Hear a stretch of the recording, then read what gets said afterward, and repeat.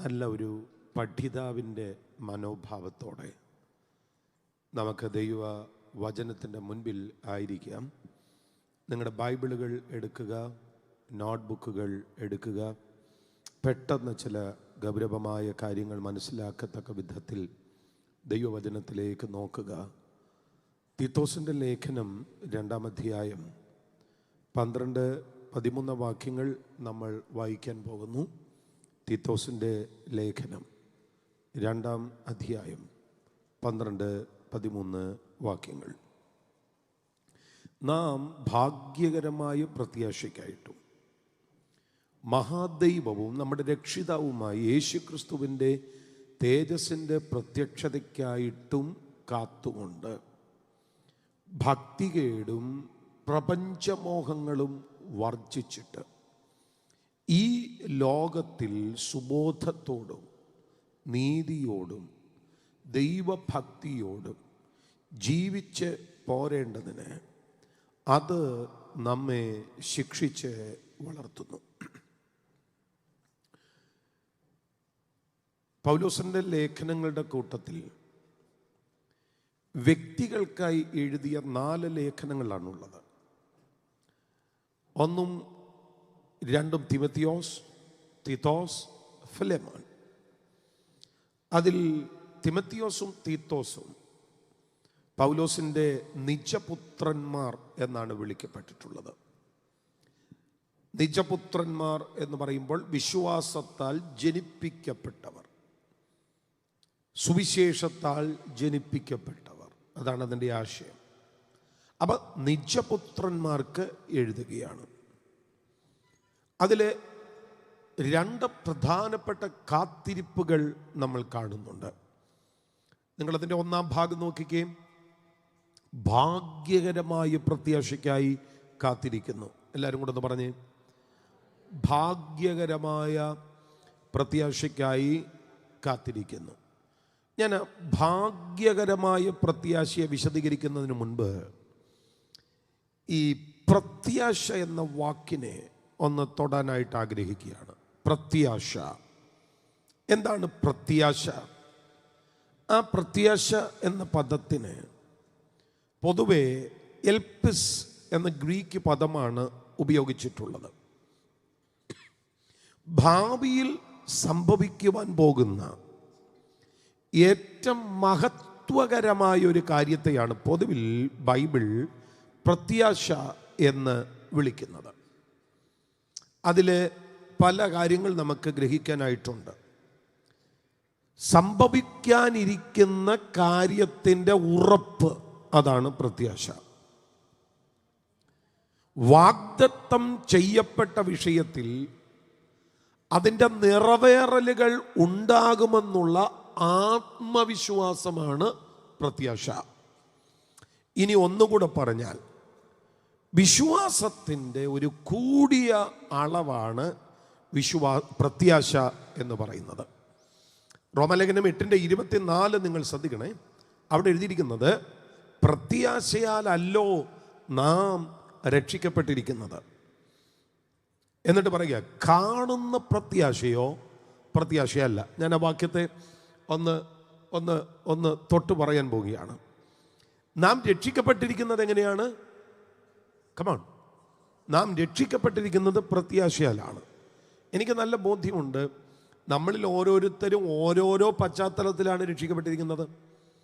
ചിലർ രോഗം വന്ന് മെഡിക്കൽ കോളേജിൽ നിന്ന് തള്ളി ഇനി രക്ഷപ്പെടത്തില്ല എന്ന് ഉറപ്പിച്ചപ്പോൾ ഒന്ന് ട്രൈ ചെയ്ത് നോക്കിയേക്കാമെന്നോർത്ത് പ്രാർത്ഥനയിൽ വന്ന് അങ്ങനെ രക്ഷിക്കപ്പെട്ടവരുണ്ട്.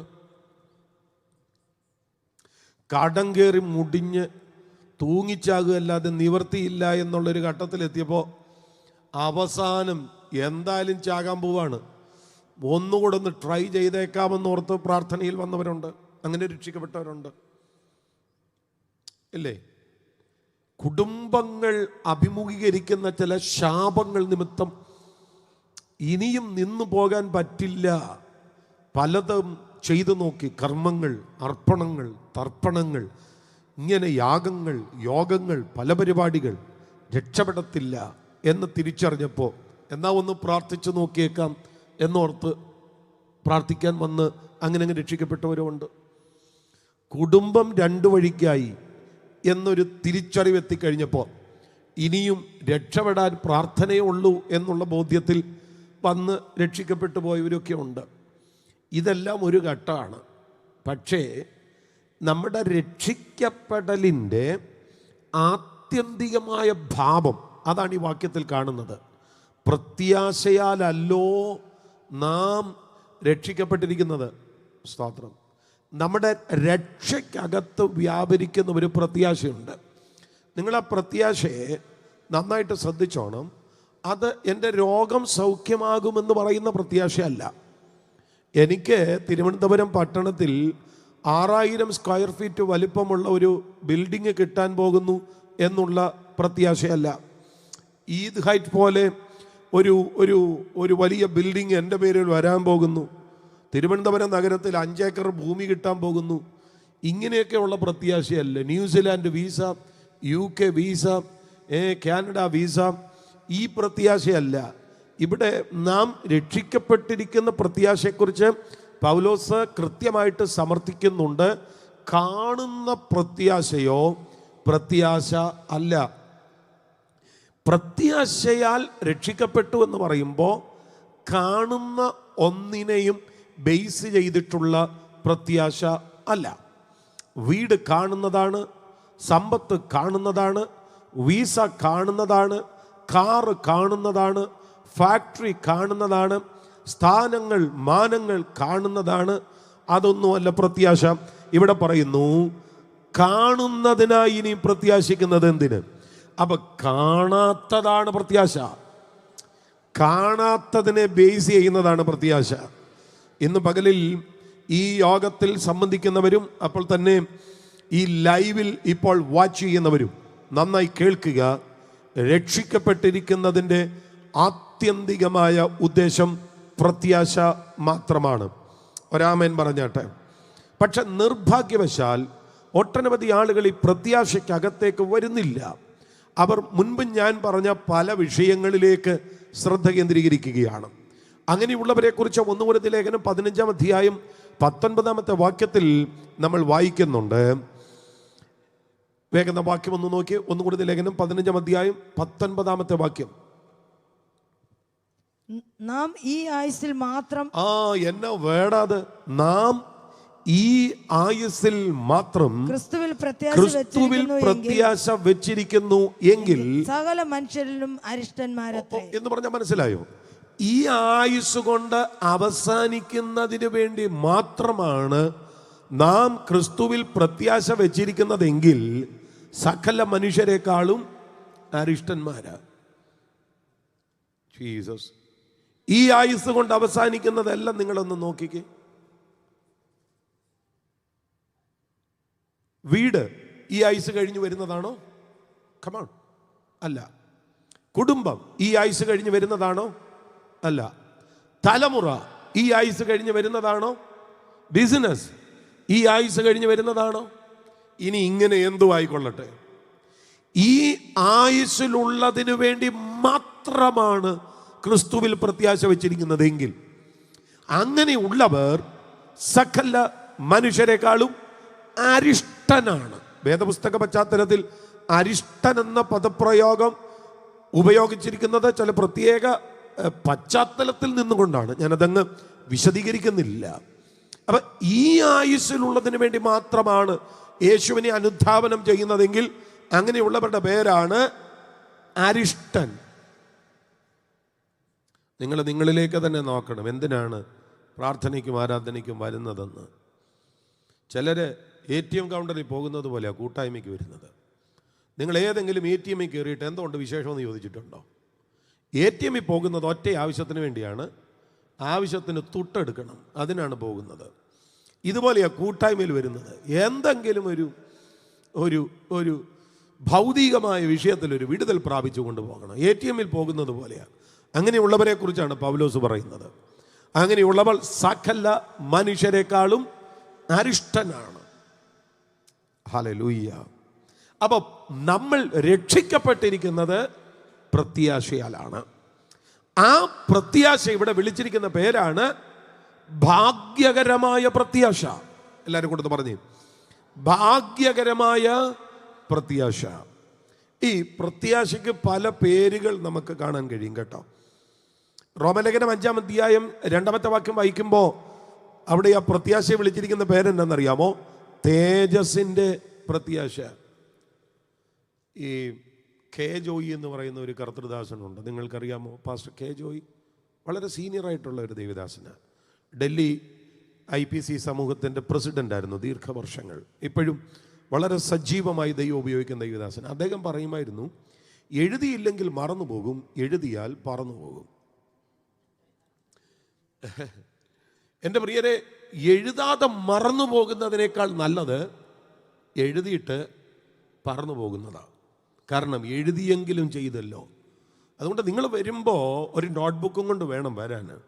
ഭയങ്കര പ്രയോജനമാണ്. സ്തോത്രം. ഒന്ന് എഴുതണം. അത് വളരെ നല്ലതാണ്. എഴുതാമെങ്കിൽ എഴുതിക്കോ. തേജസ്സിൻ്റെ പ്രത്യാശ റോമർ 5:2 പറയുന്നത്, നാം നിൽക്കുന്ന ഈ കൃപയിലേക്ക് നമുക്ക് അവൻ മൂലം വിശ്വാസത്താൽ പ്രവേശനവും ലഭിച്ചിരിക്കുന്നു. നാം ദൈവ തേജസ്സിൻ്റെ പ്രത്യാശയിൽ പ്രശംസിക്കുന്നു. അവിടെ ആ പ്രത്യാശയെ വിളിച്ചിരിക്കുന്ന പേര് ദൈവ തേജസ്സിൻ്റെ പ്രത്യാശ എന്നാണ്. ദൈവ തേജസ്സിൻ്റെ പ്രത്യാശ, തേജസ്സിൻ്റെ പ്രത്യാശ. ആമേൻ. വിശദീകരിക്കാൻ പറ്റുമെങ്കിൽ ഞാനത് പുറകാലെ വിശദീകരിച്ചോളാം. നമ്മൾ ഇമാജിൻ ചെയ്യുന്നതിന് ഒത്തിരി അപ്പുറത്താണ് ഈ ഗ്ലോറി കേട്ടോ. നമ്മൾ ചിന്തിക്കുന്നത് പോലെയല്ല, ഭയങ്കര മഹത്വകരമാണ് ആ ഗ്ലോറി, ആ തേജസ്സിൻ്റെ പ്രത്യാശ. ഞാൻ ആ തേജസ് എന്നുള്ള വാക്കിന് വേണമെങ്കിൽ 1-2 അർത്ഥങ്ങൾ പറയാം. പ്രഭ, കീർത്തി, സൗന്ദര്യം എന്നൊക്കെ നമുക്ക് വിളിക്കാനായിട്ട് കഴിയും. ശരിക്കും നമ്മൾ കർത്താവിൻ്റെ തേജസ് പ്രാപിക്കാൻ പോകുന്നു എന്ന് പറഞ്ഞാൽ നമ്മൾ കർത്താവിൻ്റെ സൗന്ദര്യം പ്രാപിക്കാൻ പോകുന്നെന്ന്. നിങ്ങൾക്ക് അങ്ങോട്ട് തൃപ്തിയായില്ല എന്ന് തോന്നുന്നു. ഇവിടുത്തെ ബ്യൂട്ടി പാർലറിൽ പോയി 6-7 മണിക്കൂർ ഇരിക്കുന്നതിനേക്കാൾ ഭേദമാണ് കർത്താവിൻ്റെ തേജസ് പ്രാപിക്കുന്നത്. ഇവിടെ എന്നെല്ലാം ഒപ്പിച്ചാലും നന്നായിട്ട് അമർത്തി തുടച്ചാൽ അവിടെ തീരും. ഓ ഹല്ലേലൂയ. പക്ഷെ കർത്താവ് തന്നാൽ അവിടുത്തെ സൗന്ദര്യമാണ് തരാൻ പോകുന്നത്. അപ്പൊ അതിൻ്റെ പേരാണ് തേജസ്സിൻ്റെ പ്രത്യാശ. ആ തേജസ് എനിക്ക് ലഭിക്കുമെന്നുള്ള പ്രത്യാശ. അപ്പോൾ ഭാഗ്യകരമായ പ്രത്യാശ എന്നുള്ളതിനെ വിളിക്കാൻ കഴിയുന്ന ഒരു പേരാണ് തേജസ്സിൻ്റെ പ്രത്യാശ. കൊലോസ്യ ലേഖനം 1-ാം അധ്യായം 3-ാമത്തെ വാക്യത്തിൽ സ്വർഗത്തിൽ സംഗ്രഹിച്ചിരിക്കുന്ന പ്രത്യാശ. ഞാൻ അതുകൊണ്ട് ആദ്യം പറഞ്ഞത്, പ്രത്യാശ എന്ന് പറയുന്നത് ഭൂമിയിലെങ്ങും കിട്ടുന്നതല്ല, അത് ടോട്ടലി സ്വർഗത്തിലുള്ളതാണ്. അതാ അവിടെ നമ്മൾ വായിക്കുന്നത്, സ്വർഗത്തിൽ സംഗ്രഹിച്ചിരിക്കുന്ന പ്രത്യാശ. എല്ലാവരും കൂടെ പറഞ്ഞു, എവിടെ എഴുതിയിരിക്കുന്നത്? സ്വർഗത്തിൽ. സ്വർഗത്തിൽ സംഗ്രഹിച്ചിരിക്കുന്ന പ്രത്യാശ. അതിനെക്കുറിച്ച് എവിടെയാ പറയുന്നത്? ആ വാക്യം മൊത്തത്തിൽ നോക്കി. സുവിശേഷത്തിൻ്റെ സത്യവചനത്തിൽ നിങ്ങൾ മുൻപ് കേട്ടതായി. അപ്പൊ സുവിശേഷത്തിനകത്താണ് അത് കിടക്കുന്നത്. ഈ പ്രത്യാശ സുവിശേഷത്തിൽ നിന്ന് മാത്രമേ കേൾക്കാൻ പറ്റത്തുള്ളൂ. സുവിശേഷത്തിൽ നിന്ന് മാത്രം എന്ന് ഞാൻ പറയുമ്പോൾ ദൈവവചനത്തിൽ നിന്ന് മാത്രമേ ഇത് കേൾക്കാൻ പറ്റത്തുള്ളൂ. ആ പ്രത്യാശ സ്വർഗത്തിൽ സംഗ്രഹിച്ചിരിക്കുന്ന പ്രത്യാശയാണ്. അതിൻ്റെ 3-ാമത്തെ പേരാണ് ജീവനുള്ള പ്രത്യാശ. 1 പത്രോസിന്റെ ലേഖനം 1-ാം അധ്യായം 3-ാമത്തെ വാക്യത്തിൽ നമ്മുടെ കർത്താവായ യേശു ക്രിസ്തുവിൻ്റെ പിതാവായ ദൈവത്തിന് സ്തോത്രം, അവൻ മരിച്ചവരുടെ ഇടയിൽ നിന്നുള്ള യേശു ക്രിസ്തുവിൻ്റെ പുനരുത്ഥാനത്താൽ തൻ്റെ കരുണാധിക്യപ്രകാരം നമ്മെ ജീവനുള്ള പ്രത്യാശയ്ക്കായി. അപ്പോൾ പ്രത്യാശയെക്കുറിച്ച് മറ്റ് 3 വാക്കുകളിലൂടെ 3 പേരുകളിലൂടെ നമ്മൾ ചിന്തിക്കുകയുണ്ടായി. 1 തേജസ്സിൻ്റെ പ്രത്യാശ, 2 സ്വർഗത്തിൽ സംഗ്രഹിച്ചിരിക്കുന്ന പ്രത്യാശ, 3 ജീവനുള്ള പ്രത്യാശ. ഇത് കൂടാതെയുള്ള പേരാണ് ഭാഗ്യകരമായ പ്രത്യാശ. ആ 1-ാം ഭാഗം മനസ്സിലായെങ്കിൽ കരങ്ങൾ ഉയർത്തിപ്പിടിച്ച് കർത്താവിനെ ഒരുമിച്ചൊന്ന് സ്തുതിച്ചാട്ടെ. നാം രക്ഷിക്കപ്പെട്ടിരിക്കുന്നത് ഈ പ്രത്യാശയോടുള്ള ബന്ധത്തിലാണ്. അതിനെ ഒന്നും കൂടെ നിർവചിക്കാം. അത് കാണുന്നതല്ല, അത് കാണാത്തതാണ്. അതാ ചോദിക്കുന്നത്, ഒരുത്തൻ കാണുന്നതിനായി ഇനിയും പ്രത്യാശിക്കുന്നത് എന്തിന്? ഹല്ലേലൂയ. കാണുന്നത് പ്രത്യാശ അല്ല, കാണാത്തതാണ് പ്രത്യാശ. ഞാൻ ആ 1-ാം ഭാഗം അവിടെ അവസാനിപ്പിക്കുകയാണ്. അപ്പം നാം ഭാഗ്യകരമായ തേജസ്സിൻ്റെ പ്രത്യക്ഷതയ്ക്കായി കാത്തിരിക്കുന്നു. 2, നാം കാത്തിരിക്കുന്നത് മഹാദൈവവും നമ്മുടെ രക്ഷിതാവുമായ യേശുക്രിസ്തുവിൻ്റെ തേജസ്സിൻ്റെ പ്രത്യക്ഷതയ്ക്കായിട്ടാണ്. ഞാൻ എവിടെയാ പ്രത്യക്ഷത എന്ന് പറയുന്ന പദത്തെ ഒന്ന് പരിചയപ്പെടുത്താനായിട്ട് ആഗ്രഹിക്കുക. പ്രത്യക്ഷത, എല്ലാവരും കൂടെ ഒന്ന് പറഞ്ഞേ, പ്രത്യക്ഷത. ഉച്ചത്തിൽ പറഞ്ഞേ പ്രത്യക്ഷത. എന്താണ് പ്രത്യക്ഷത? അതിന് പല അർത്ഥങ്ങൾ നമുക്ക് കാണാനായിട്ട് കഴിയും.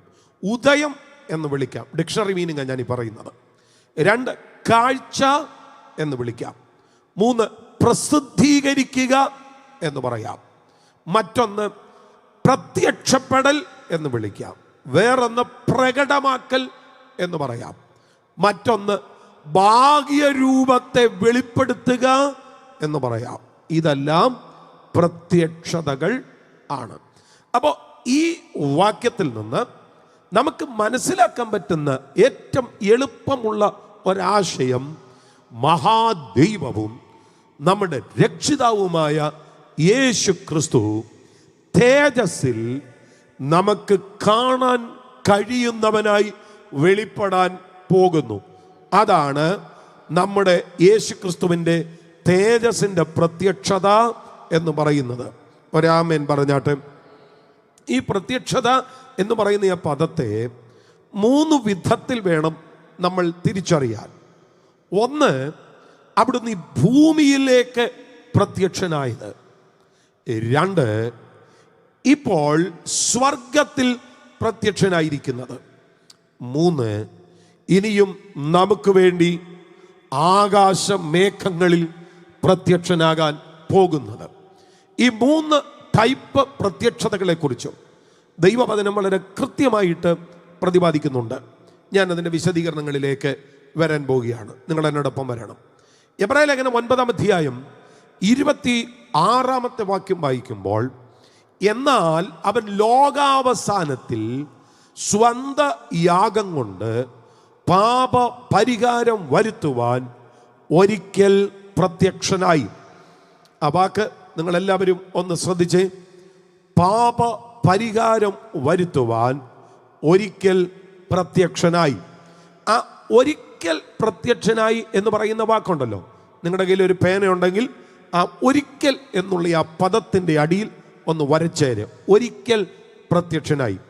ഒരിക്കൽ പ്രത്യക്ഷനായി എന്ന് പറയുമ്പോൾ ഇനിയും ആവർത്തിക്കപ്പെടാത്ത ഒരു കാര്യം എന്നാണ് അതിൻ്റെ അർത്ഥം. ഒരിക്കൽ, ഒരിക്കൽ, അതൊരിക്കൽ മാത്രമുള്ള ഒരു കാര്യമാണ്. ഇനിയും ആവർത്തിക്കപ്പെടത്തില്ല. അങ്ങനെ ഇനിയും ആവർത്തിക്കപ്പെടുന്നു എന്ന് പറയുന്ന കാര്യം അചിന്തനീയമായ ഒരു കാര്യമാണ്. ഈ ഒരിക്കൽ അവിടുന്ന് പ്രത്യക്ഷനായി എന്ന് പറയുന്ന ആ ഒരു വാക്ക് തന്നെ ഇല്ലേ, അതൊരു ഭയങ്കര സംഭവമാണ്.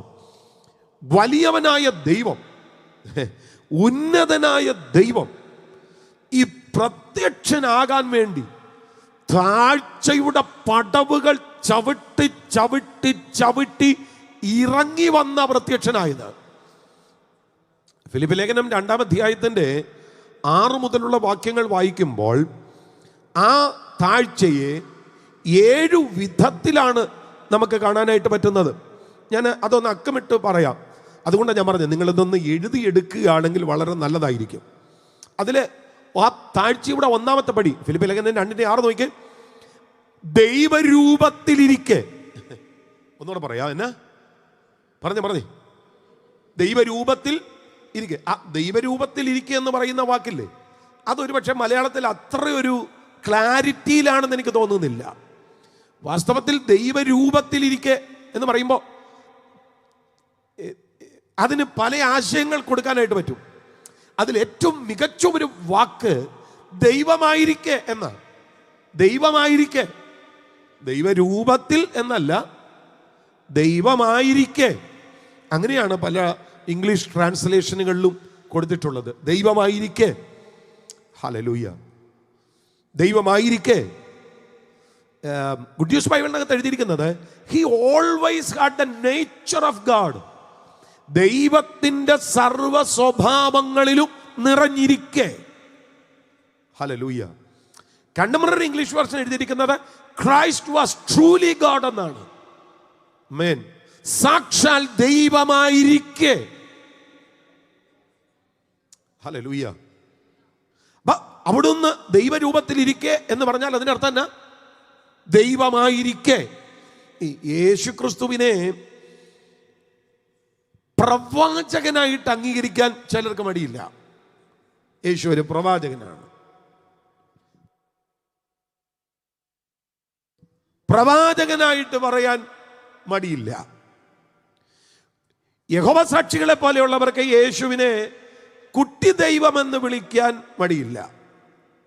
സൃഷ്ടിക്കപ്പെട്ട ഒരു ദൈവം, കുട്ടി ദൈവം. ചിലർക്ക് യേശുവിനെ ഒരു സോഷ്യലിസ്റ്റ് എന്ന് വിളിക്കാൻ മടിയൊന്നുമില്ല. ഒരു സാമൂഹിക പരിഷ്കർത്താവ് എന്ന് വിളിക്കാൻ മടിയൊന്നുമില്ല. ചിലർക്ക് യേശുവിനെ ഒരു ഗുരു എന്ന് വിളിക്കാൻ മടിയൊന്നുമില്ല. യേശുവിനെ ദൈവമെന്ന് വിളിക്കാൻ പക്ഷെ ഇവർക്കെല്ലാം ഭയങ്കര മടിയാ. പക്ഷെ ബൈബിൾ യേശുവിനെ അവതരിപ്പിക്കുന്നത് ഗുരു എന്നല്ല, റബി എന്നല്ല, കുട്ടി ദൈവം എന്നല്ല, സോഷ്യലിസ്റ്റ് എന്നല്ല, സാമൂഹിക പരിഷ്കർത്താവ് എന്നല്ല. ബൈബിൾ യേശുവിനെ അവതരിപ്പിക്കുന്നത് ദൈവം എന്നാണ്. ശബ്ദം ഉയർത്തി രാമൻ പറഞ്ഞാട്ട്. അവിടുന്ന് ആരാണ്? ഉച്ചത്തിൽ പറഞ്ഞു, അവിടുന്ന് ആരാണ്? സ്തോത്രം. അവിടുന്ന് ദൈവമാണ്. അതെവിടെ പറയുന്നു? അവൻ ദൈവരൂപത്തിൽ ഇരിക്കെ. അടുത്ത വാക്ക് നിങ്ങൾ ശ്രദ്ധിച്ചേ. ദൈവത്തോടുള്ള സമത്വം മുറുകെ പിടിച്ചു കൊള്ളണമെന്ന് വിചാരിക്കാതെ. എന്നെ വേണതെ ദൈവത്തോടുള്ള. അപ്പൊ അവിടുന്ന് ദൈവരൂപത്തിൽ ഇരിക്കെ എന്ന് പറയുമ്പോ എങ്ങനെയായിരുന്നു? ദൈവത്തോടുള്ള സമത്വത്തിനകത്തായിരുന്നേ. ദൈവത്തോടുള്ള സമത്വത്തിനകത്തായിരുന്നത്. അതാ ഒരു ട്രാൻസ്ലേഷൻ എഴുതിയിരിക്കുന്നത്, he did not try to remain equal with God. ആ ഇക്വാലിറ്റിയിൽ തുടരാൻ നിർബന്ധം പിടിക്കാതെ. ആമേൻ. കർത്താവായ യേശു ക്രിസ്തു പിതാവാം ദൈവത്തിന് കോ ഈക്വലാണ്, കോ എറ്റേണലാണ്. കോ ഈക്വലായ, കോ ഇറ്റേണലായ ദൈവമായ ക്രിസ്തു ആ സമത്വത്തിൽ തുടരണമെന്ന് നിർബന്ധം പിടിക്കാതെ. ഹല്ലേലൂയ. ഈ ക്വാളിറ്റി പറയുന്നത് ഇവിടെ മാത്രമല്ല കേട്ടോ. യോഹന്നാൻ സുവിശേഷം 5-18 വാക്യം നോക്ക്. അവിടെ തന്നെത്താൻ ദൈവത്തോട് സമനാക്കി എന്ന വായിക്കുന്നത്. ദൈവത്തെ സ്വന്തം പിതാവെന്ന് പറഞ്ഞ തന്നെത്താൻ ദൈവത്തോട് സമനാക്കി. Making himself equal with God. ദൈവത്തോട് സമനാക്കി. ആ സമത്വമില്ലേ, അത് മുറുകെ പിടിക്കാതെ. ഹല്ലേലൂയ. ചിലരുടെ നോട്ടം കണ്ടിട്ട് ആകെപ്പാട് ട്രാഫിക്കായിരുന്നു, വണ്ടിക്കൂലി മുടക്കി വന്നത് നട്ടക്കച്ചവടമായി എന്നുള്ള പരുവത്തിൽ ഇരിക്കുന്നത്. ഒരു നട്ടവും ആകത്തില്ല. ഞാൻ ഇതൊന്ന് പറഞ്ഞു പിടിപ്പിച്ചോട്ടെ. നല്ലൊരാമയം പറഞ്ഞാട്ടെ. ഹല്ലേലൂയ. നമ്മൾ വരുന്നതേ ഉള്ളൂ, വരട്ടങ്ങോട്ട്. സന്തോഷമാണോ? അതെ, നിങ്ങളുടെ മുഖം കാണുമ്പോഴേ അറിയാം നിങ്ങൾ സന്തോഷത്തോടെ ഇരിക്കുകയാണെന്ന്. അപ്പം ഒരിക്കൽ പ്രത്യക്ഷനായി എന്ന് പറയുമ്പോൾ താഴ്ചയുടെ പടവുകളിലൂടെയാണ് വന്നത്.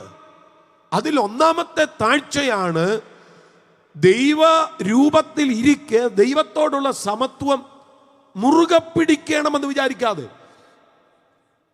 ഹല്ലേലൂയ. അതിൻ്റെ ആ താഴ്ചയുടെ അടുത്ത പടി എന്നറിയോ? തന്നെത്താൻ ഒഴിച്ചു എന്ന. തന്നെത്താൻ ഒഴിച്ചു. ഫിലിപ്പിലേഖനം 2:6 ഞാൻ പറയുന്നത്. തന്നെത്താൻ ഒഴിച്ചു. അതൊരു ഭയങ്കര റെവലേഷനാണ്. നിങ്ങൾ എന്നോടൊപ്പം വരണം. തന്നെത്താൻ ഒഴിച്ചു. അത് അമേരിക്കൻ സ്റ്റാൻഡേർഡ് വേർഷൻ എഴുതിയിരിക്കുന്നത് emptied himself എന്ന. emptied himself. ഹല്ലേലൂയ. അതിനൊരു പ്രത്യേക പദമാണ് ഉപയോഗിക്കുന്നത്, kenosis of God. emptied himself. തന്നെത്താൻ അങ്ങ് ഒഴിച്ചു.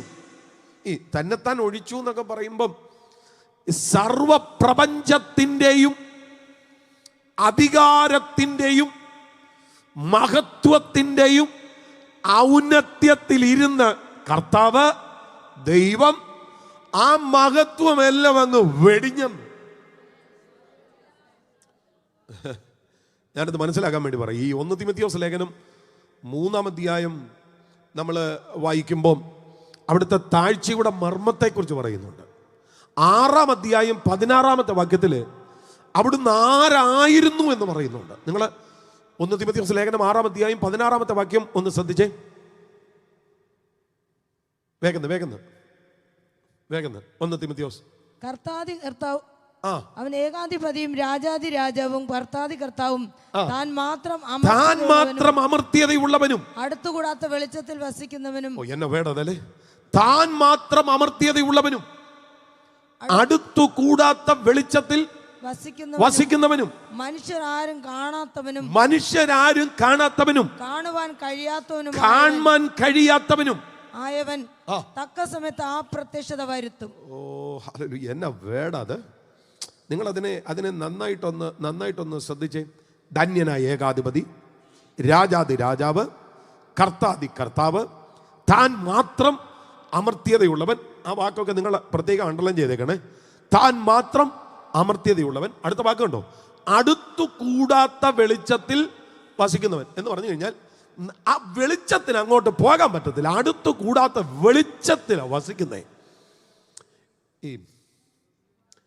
ഇവിടെ ഒരുപാട് ലൈറ്റുകൾ ഉണ്ടെങ്കിലും അത്ര തീവ്രമായ ലൈറ്റുകളല്ല. ഈ ഒരു 500 വോൾട്ടിൻ്റെ ഒരു ഹാലജൻ ബൾബിലേക്ക് നിങ്ങൾ നോക്കിയാൽ സെക്കൻഡുകൾ കൊണ്ട് നിങ്ങളുടെ കണ്ണിൽ ഒരു അന്ധത വരുന്നത് നിങ്ങൾക്ക് ഫീൽ ചെയ്യാൻ പറ്റും. നമ്മുടെ കണ്ണുകളിൽ വെളിച്ചം കൂടുമ്പോൾ കാഴ്ചയല്ല ഉണ്ടാകുന്നത്, അന്ധതയാണ് ഉണ്ടാകുന്നത്. ഇവിടെ ദൈവം വസിക്കുന്നത് അടുത്തുകൂടാത്ത വെളിച്ചത്തിലാണ്. അടുത്തുകൂടാത്ത വെളിച്ചം എന്ന് ഇവിടെ പറയുന്ന അതാ ഗ്ലോറി. ആ വെളിച്ചത്തിൻ്റെ തീവ്രതയെ വിളിക്കാൻ പറ്റുന്ന പേരാണ് ഗ്ലോറി. ഞാൻ സഞ്ചരിച്ചിട്ടുള്ള രാജ്യങ്ങളിൽ വെച്ച് സൂര്യൻ ഏറ്റവും ബ്രൈറ്റായിട്ട് പ്രകാശിക്കുന്നത് മിഡിൽ ഈസ്റ്റിലാണ്. മിഡിൽ ഈസ്റ്റിൽ ഒരു 12-12:30 ആകുമ്പോൾ പുറത്തോട്ടിറങ്ങിയാൽ ആ വെളിച്ചത്തെ ശരിക്കും നമ്മുടെ കണ്ണുകൾ അസ്വസ്ഥമായിട്ടായിരിക്കും വീക്ഷിക്കുന്നത്. കാരണം അത്ര തീവ്രതയാണ്. ഇവിടെയൊക്കെ ഉള്ളതിനേക്കാൾ തീവ്രമാണ് അവിടുത്തെ വെളിച്ചം. ഞാൻ പറയുന്നത് നിങ്ങളൊന്ന് മനസ്സിലാക്കാൻ വേണ്ടിയാണ്. നട്ടുച്ചയ്ക്ക് പോള് ഡെമസ്കോസിന്റെ പടിവാതിൽക്കലേക്ക് എത്തിയപ്പോൾ സൂര്യനെ വെല്ലുന്ന ഒരു പ്രകാശം. നിങ്ങൾ ഈ ഉയർന്ന ബിൽഡിങ്ങിന്റെ പുറത്തേക്ക് നോക്കിക്കേ. ഈ ഏതാണ്ട് നട്ടുച്ച സൂര്യനെ വെല്ലുന്ന ഒരു പ്രകാശം എന്ന് പറഞ്ഞാൽ അതെന്തായിരിക്കും? ഈ വെളിച്ചത്തെ കവർ ചെയ്ത് നിങ്ങളുടെ ശ്രദ്ധയെ ആകർഷിക്കുന്ന ഒരു വെളിച്ചം എന്ന് പറയുമ്പോൾ അതെന്നതായിരിക്കും? നിങ്ങൾ ഈ സ്റ്റേജ് മൊത്തത്തിലൊന്ന് നോക്കിക്കേ. ഈ സ്റ്റേജ് മൊത്തത്തിലൊന്ന് നോക്കിക്കേ. മുകളിലെല്ലാം ബ്ലാക്കാണ്, സൈഡിലെല്ലാം ഒരു ബ്ലാക്ക് മയമുണ്ട്. ഇതെന്തിനാന്ന് ചോദിച്ചു കഴിഞ്ഞാൽ ആ വെളിച്ചവുമായിട്ടുള്ള ബന്ധത്തിലാണ്, ആ വീഡിയോയുടെ ക്ലാരിറ്റിക്ക് വേണ്ടിയാണ്. അതിനാണ് ഇവിടെ ഈ ഒരു ബ്ലാക്ക് സംവിധാനമുള്ളത്. പക്ഷേ ഇവിടെ എല്ലാം വൈറ്റ് ആയിരുന്നെങ്കിൽ ഈ വീഡിയോയുടെ ക്വാളിറ്റി വേറൊന്നാകുമായിരുന്നു. നിങ്ങളിവിടെ ശ്രദ്ധിച്ചേ. പക്ഷേ നട്ടുച്ചയ്ക്ക് സൂര്യൻ കത്തി ജ്വലിച്ച് നിൽക്കുമ്പോൾ അതിനെ കവർ ചെയ്യുന്ന ഒരു വെളിച്ചം, ആ വെളിച്ചം വന്ന് പോളിന്റെ കണ്ണിൽ തട്ടിയിട്ട് അദ്ദേഹത്തിന്റെ കാഴ്ചയില്ലാതായി. അത് നട്ടുച്ചയ്ക്ക് സൂര്യനെ വെല്ലുന്ന ഒരു പ്രകാശം. ഹല്ലേലൂയ. അതിനെ വിളിക്കാൻ കഴിയുന്ന പേരാണ് മഹത്വം. സൂര്യന്റെ പ്രകാശത്തിന്റെ 10 മടങ്ങ് പ്രഭയാൽ ചുറ്റി മിന്നുന്ന ഒന്നാണ് പ്രകാശം. അതാ പറയുന്നത് അടുത്തു കൂടാത്ത വെളിച്ചത്തിൽ വസിക്കുന്നവൻ. അടുത്തു കൂടാത്ത എന്ന് പറഞ്ഞാൽ അയ്യോ വലിയ ആൾ അങ്ങോട്ട് പോകരുത്, അതല്ല. മനുഷ്യന് ആ വെളിച്ചത്തോട് സമീപിക്കാൻ പറ്റത്തില്ല. അതാ അതിൻ്റെ ആശയം. മനുഷ്യന് സമീപിക്കാൻ പറ്റത്തില്ല, അടുത്തു കൂടാത്ത വെളിച്ചത്തിൽ വസിക്കുന്നവൻ. ഒരു ട്രാൻസ്ലേഷനിൽ people cannot go near it എന്നാണ്. അങ്ങോട്ട് പോകാൻ പറ്റത്തില്ല, അത്ര ഭയങ്കര പ്രകാശമാണ്. അതാണ് 104 സങ്കീർത്തനത്തിൽ വായിക്കുന്നത്, വസ്ത്രം ധരിക്കുന്നത് പോലെ വെളിച്ചത്തെ ധരിച്ചിരിക്കുകയാണ്. അതാണ് ഗ്ലോറി എന്ന് പറയുന്നത്. ആ ഭയങ്കര മഹത്വത്തെ അതവിടെ പറയുന്നത്. ധന്യനായ ഏകാധിപതിയായ രാജാതി രാജാവായ കർത്താതി കർത്താവായ താൻ മാത്രം അമർത്യത ഉള്ളവനായ അടുത്തുകൂടാത്ത വെളിച്ചത്തിൽ വസിക്കുന്ന മനുഷ്യരാരും കാണാത്ത കാണാൻ കഴിയാത്തവനായ യേശു, ആമേൻ, ദൈവമായിരുന്നവൻ തന്നെത്താൻ ഒഴിച്ചു. നിങ്ങൾ കേട്ടോ? തന്നെത്താൻ ഒഴിച്ചു. ആ ദൈവത്വത്തിന്റെ മഹിമയെല്ലാം മറച്ചിട്ട്, സ്തോത്രം, തന്നെത്താൻ ഒഴിച്ചു. അതാ പറയുന്നത്, emptied himself. തന്നെത്താൻ ഒഴിച്ചു. ഒഴിച്ചിട്ട് താഴ്ച. ഇവിടെ 4-ാമത്തെ പടി ഫിലിപ്പി ലേഖനം 2 എഴുതിയിരിക്കുന്നത് ദാസരൂപം എടുത്തു എന്ന്. ആരായിരുന്നു? ആരായി? ദാസരൂപം എടുത്തു. എന്നെ വേണതല്ലേ? ദാസരൂപം എടുത്തു. അടുത്ത വാക്ക് കണ്ടോ? വേഷത്തിൽ മനുഷ്യനായി. ഹല്ലേലൂയ. ആര്? ദൈവമായിരുന്നവൻ. നിങ്ങൾ നന്നായിട്ടൊന്ന് കേട്ടോണം. ശലോമോന്റെ പ്രാർത്ഥനയ്ക്കകത്ത് ശലോമോൻ ദൈവത്തെക്കുറിച്ച് പറയുന്നത് എങ്ങനെയാണെന്ന് അറിയാമോ? നീ സ്വർഗത്തിലും സ്വർഗാദി സ്വർഗത്തിലും അടങ്ങുന്നില്ലല്ലോ.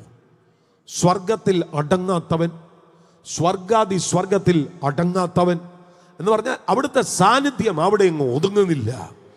അത്ര ഉന്നതനായ ദൈവം ഒരു സ്ത്രീയുടെ ഉദരത്തിൽ ഒരു ശിശുവായി ചുരുങ്ങി വരികയാണ്. വേഷത്തിൽ മനുഷ്യനായി. വേഷത്തിൽ മനുഷ്യനായി. വിശപ്പുള്ള, ദാഹമുള്ള, ക്ഷീണമുള്ള, ഉറങ്ങുന്ന ഒരു മനുഷ്യനായി. വിയർക്കുന്ന, ആമേൻ, കരയുന്ന ഒരു മനുഷ്യനായി. കണ്ണുനീരുള്ള ഒരു മനുഷ്യനായി. വേഷത്തിൽ മനുഷ്യനായി. ഒന്നുകൂടെ പറഞ്ഞാൽ അവിടുത്തെ ബാഹ്യ രൂപം മറ്റുള്ള ഒരു മനുഷ്യനെ പോലെ കാണത്തക്ക വിധത്തിൽ, എന്നെപ്പോലെ നിങ്ങളെപ്പോലെ ആകത്തക്ക വിധത്തിൽ അവിടുന്ന് താഴ്ചയുടെ പടവുകളിലേക്ക് ഇറങ്ങി വരികയായിരുന്നു. അതുമാത്രമല്ല, മരണത്തോളം തന്നെ താൻ താഴ്ത്തി എന്ന് അവിടെ വായിക്കുന്നു. മരണത്തോളം.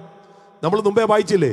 താൻ മാത്രം അമർത്യത ഉള്ളവൻ, അമർത്യനായവൻ. ഇപ്പൊ എവിടെ വരെ വന്നു? മരണത്തോളം താണിറങ്ങി വരികയാണ്. ഒന്നുകൂടെ ഞാൻ പറയാം, മരണമില്ലാത്തവൻ, മരണമില്ലാത്തവൻ, അമർത്യൻ, താൻ മാത്രം അമർത്യനായവൻ ഇപ്പോൾ മരണത്തോളം ഇറങ്ങി വരികയാണ്. നമ്മൾ നേരത്തെ പാടി കേട്ടിട്ടില്ലേ? മരണമില്ലാത്തവനെ നീ പരിശുദ്ധൻ ആകുന്നു. അവിടുന്ന് മരണം ഇല്ലാത്തവനാണ്. ഇല്ലേ? നിങ്ങൾ പാടിയിട്ടില്ലേ അങ്ങനെ? ഉണ്ട്. മരണമില്ലാത്തവനെ നീ പരിശുദ്ധനാകുന്നു. അങ്ങനെ മരണമില്ലാത്തവൻ, മരണമില്ലാത്തവൻ, അമർത്യൻ, താൻ മാത്രം അമർത്യതയുള്ളവൻ. ആ അമർത്യതയുള്ളവൻ മരണം അനുഭവിക്കത്തക്ക വിധത്തിൽ അതിൻ്റെ ആ പ്രോസസ്സ് ഭയങ്കര. കഴിഞ്ഞ ദിവസം ഞാൻ ആ ഭാഗം വായിച്ചപ്പോൾ എൻ്റെ ഹൃദയത്തിനകത്ത് ഭയങ്കര കത്തലുണ്ടായി. യെശയ്യാപ്രവചനം 53-ാം അധ്യായത്തിൻ്റെ 7-8 വാക്യങ്ങളൊക്കെ വായിക്കുമ്പോഴാണ് നമുക്ക് ആ മരണത്തോളം താഴ്ത്തി എന്ന് പറയുന്ന ആ വാക്കിനെ ശരിക്കും വിവരിക്കാനായിട്ട് പറ്റുന്നത്. നിങ്ങളവിടെ 7-ാമത്തെ വാക്യം തുടർന്ന് നോക്കിയേ. തന്നെത്താൻ താഴ്ത്തി വായ തുറക്കാതെ ഇരുന്നിട്ടും അവൻ പീഡിപ്പിക്കപ്പെട്ടു. കൊല്ലുവാൻ കൊണ്ടുപോകുന്ന കുഞ്ഞാടിനെ പോലെയും രോമം കത്തിരിക്കുന്നവരുടെ മുൻപാകെ മിണ്ടാതിരിക്കുന്ന ആടിനെ പോലെയും അവൻ വായെ തുറക്കാതെ ഇരുന്നു. എന്നെ വേണ്ടതല്ലേ? അവൻ വായെ തുറക്കാതെ ഇരുന്നു. കൊല്ലുവാൻ കൊണ്ടുപോകുന്ന കുഞ്ഞാടിനെ പോലെ, രോമം കത്തിരിക്കുന്നവരുടെ മുൻപാകെ മിണ്ടാതിരിക്കുന്ന ആടിനെ പോലെ അവൻ വായെ തുറക്കാതെ ഇരുന്നു. അവൻ വായെ തുറക്കാതെ ഇരുന്നു. നിങ്ങൾ നന്നായിട്ട് കേട്ടോണം. കർത്താവ് വായെ തുറക്കുകയായിരുന്നല്ല അവിടെ എന്നാ സംഭവിച്ചേനെ? ഹലോ, മരിച്ച് 4 ദിവസമായി ലാസറിന്റെ കല്ലറയ്ക്ക് ചെന്നിട്ട് വായ തുറന്നു. അവിടെ പറഞ്ഞെന്നാന്നറിയാമോ? ലാസറേ പുറത്തു വരിക. മരിച്ച് 4 ദിവസമായി, 4 ദിവസമായിട്ട് കല്ലറയ്ക്കകത്ത.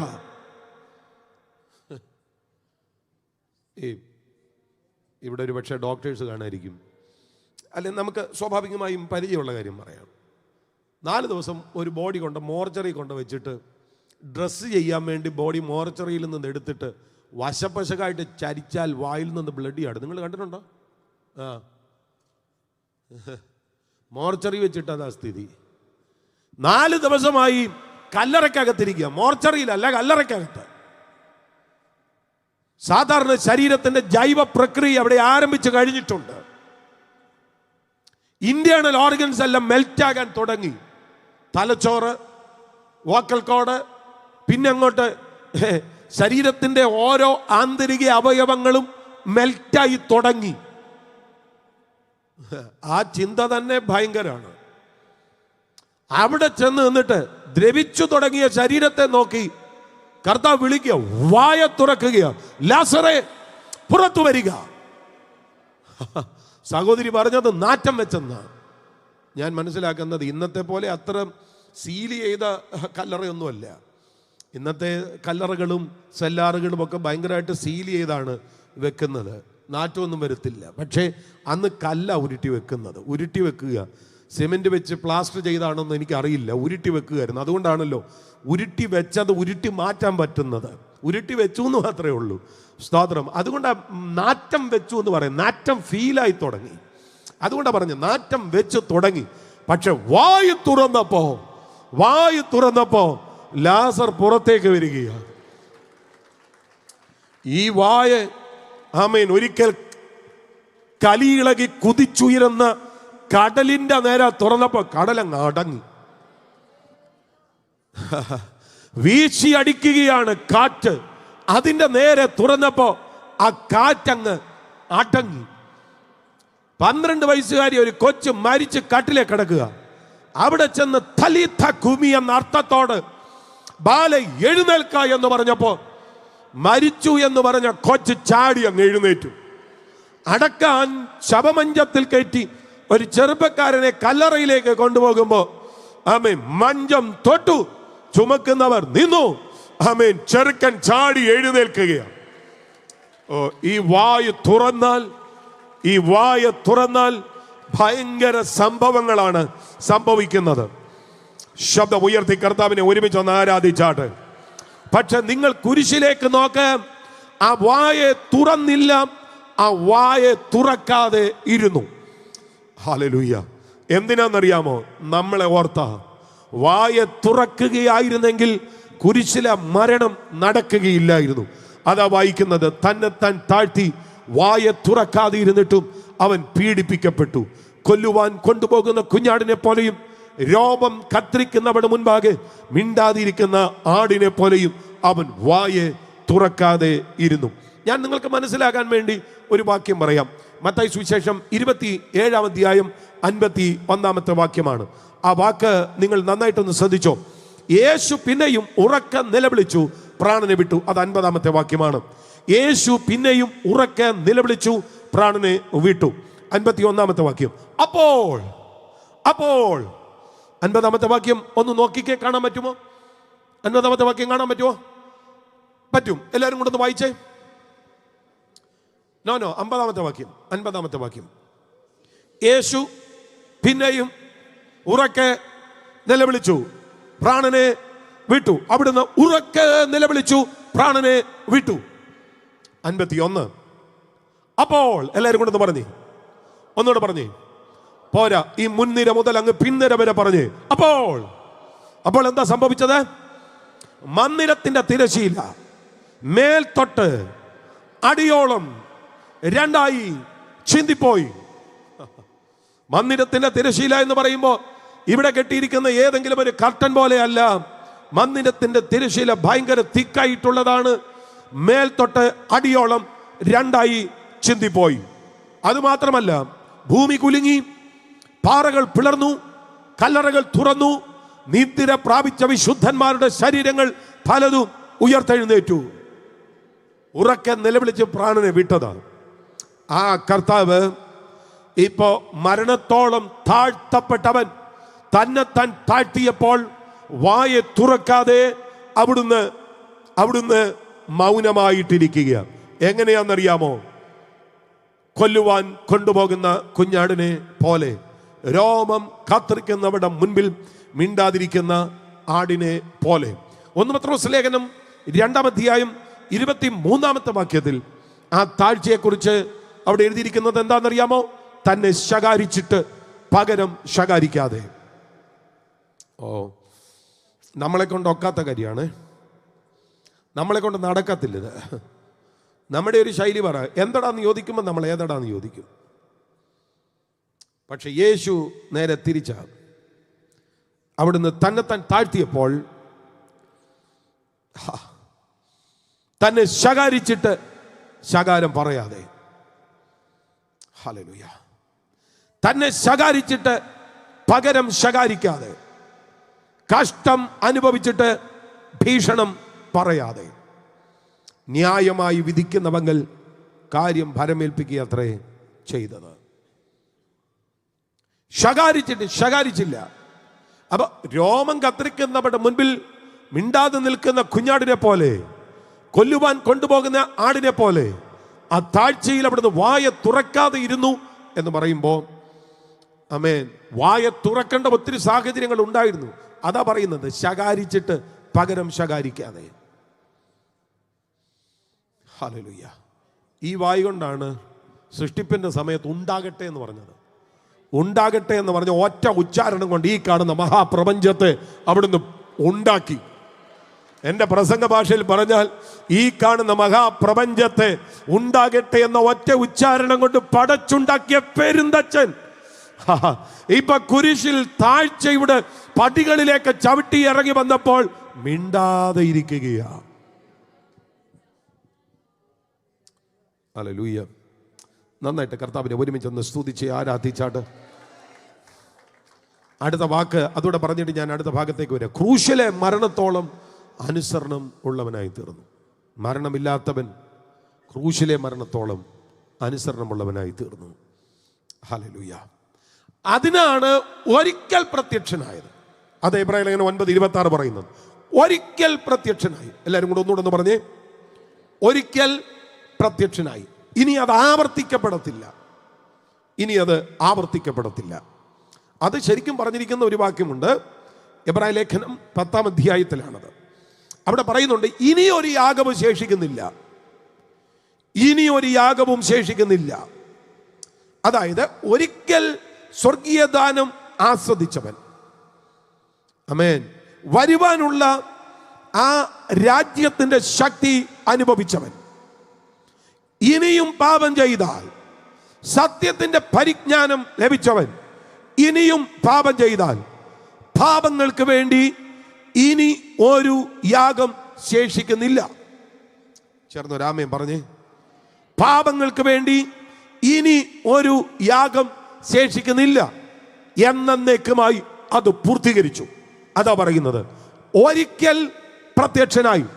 ആ കുരിശു മരണത്തിൽ എന്തൊക്കെയായിരുന്നോ സംഭവിക്കേണ്ടിയിരുന്നത് അത് മുഴുവൻ അവിടുന്ന് പൂർത്തീകരിച്ചു. അതുകൊണ്ടാണ് ടെറ്റലസ്റ്റായി എന്ന് പറഞ്ഞത്. എല്ലാവരും കൂടെ പറഞ്ഞേ, ഒന്നുകൊണ്ടൊന്ന് പറഞ്ഞേ, ടെറ്റലസ്റ്റായി. ശബ്ദം ഉയർത്തി പറഞ്ഞു. എന്നാ പോരാ അങ്ങ് ബാക്ക് വരെ പറഞ്ഞേ, ടെറ്റലസ്റ്റായി. ഇത്രയും പേര് ഉച്ചത്തിൽ വിളിച്ചു പറയുകയാണെങ്കിൽ അത് ഭയങ്കര ശബ്ദമായിരിക്കും.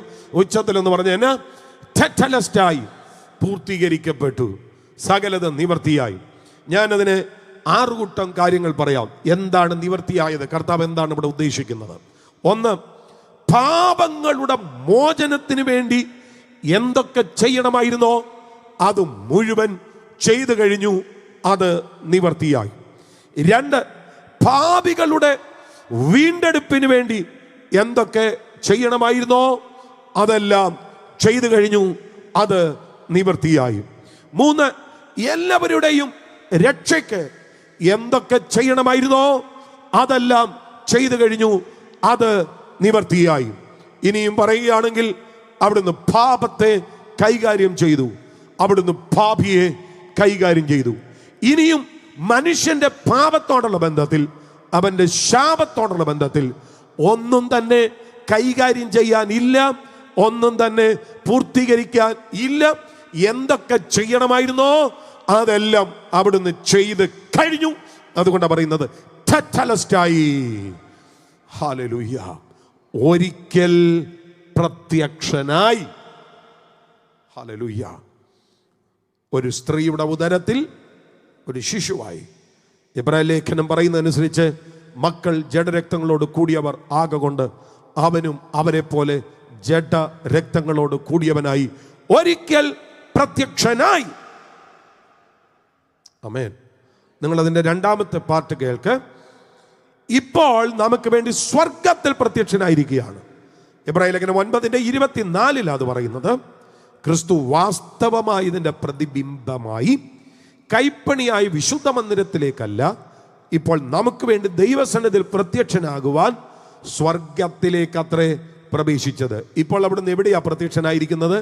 സ്വർഗത്തിൽ പ്രത്യക്ഷനായിരിക്കുന്നു. ആർക്ക് വേണ്ടി? നമുക്ക് വേണ്ടി. ഇപ്പോൾ നമുക്ക് വേണ്ടി. എല്ലാവരും കൊണ്ടൊന്ന് പറഞ്ഞേ, ആർക്ക് വേണ്ടി പ്രത്യക്ഷനായി? ഉച്ചത്തിൽ പറഞ്ഞു, ഒന്നുകൂടെ പറ. ആ പ്രത്യക്ഷത സ്വർഗത്തിൽ ഇല്ലായിരുന്നാലുണ്ടല്ലോ നമ്മളെ എന്നെ വെട്ടി തോട്ടിക്കളഞ്ഞേനെ. തിരുവനന്തപുരത്ത് അങ്ങനെ പറയാം, വെട്ടി തോട്ടിക്കളഞ്ഞെന്ന് പറയത്തില്ല.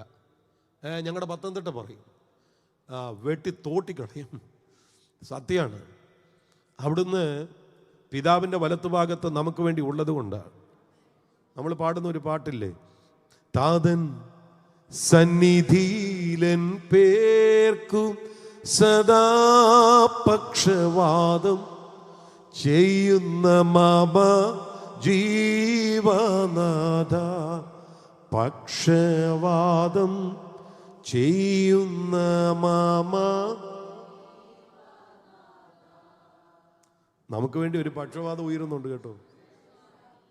ഈ ചിലർ ചിന്തിക്കുന്ന പക്ഷവാദം എന്ന് പറയുന്നത് കാറിൽ പോവാണ്, കാർ ഇടിക്കാതിരിക്കാൻ സൂക്ഷിക്കണേ ദൈവമേ, ഇതാണ് ചിലർ ചിന്തിക്കുന്ന പക്ഷവാദം. അതൊന്നും അല്ലെന്നേ, അതൊന്നും അല്ല. അതൊക്കെ ദൈവം ചെയ്യുന്ന കാര്യങ്ങളാ. ദൈവമാണ് നമ്മളെ സംരക്ഷിക്കുന്നത്. ഓ ഹല്ലേലൂയ.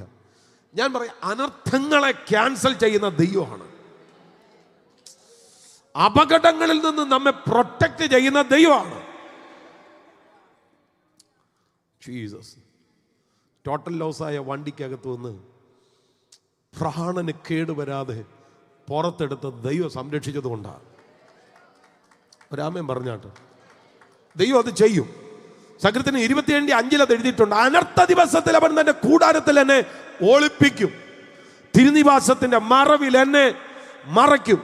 അനർത്ഥം വരുന്ന ദിവസമൊന്നും അറിയത്തില്ല, പക്ഷേ എനിക്ക് ഉറപ്പുണ്ട്, ആ അനർത്ഥ ദിവസത്തിൽ എന്റെ പ്രാണനെ തൊടാതിരിക്കത്തക്ക വിധത്തിൽ ദൈവം തന്റെ കൂടാരത്തിനകത്ത് എന്നെ ഒളിപ്പിക്കും. ഹല്ലേലൂയ.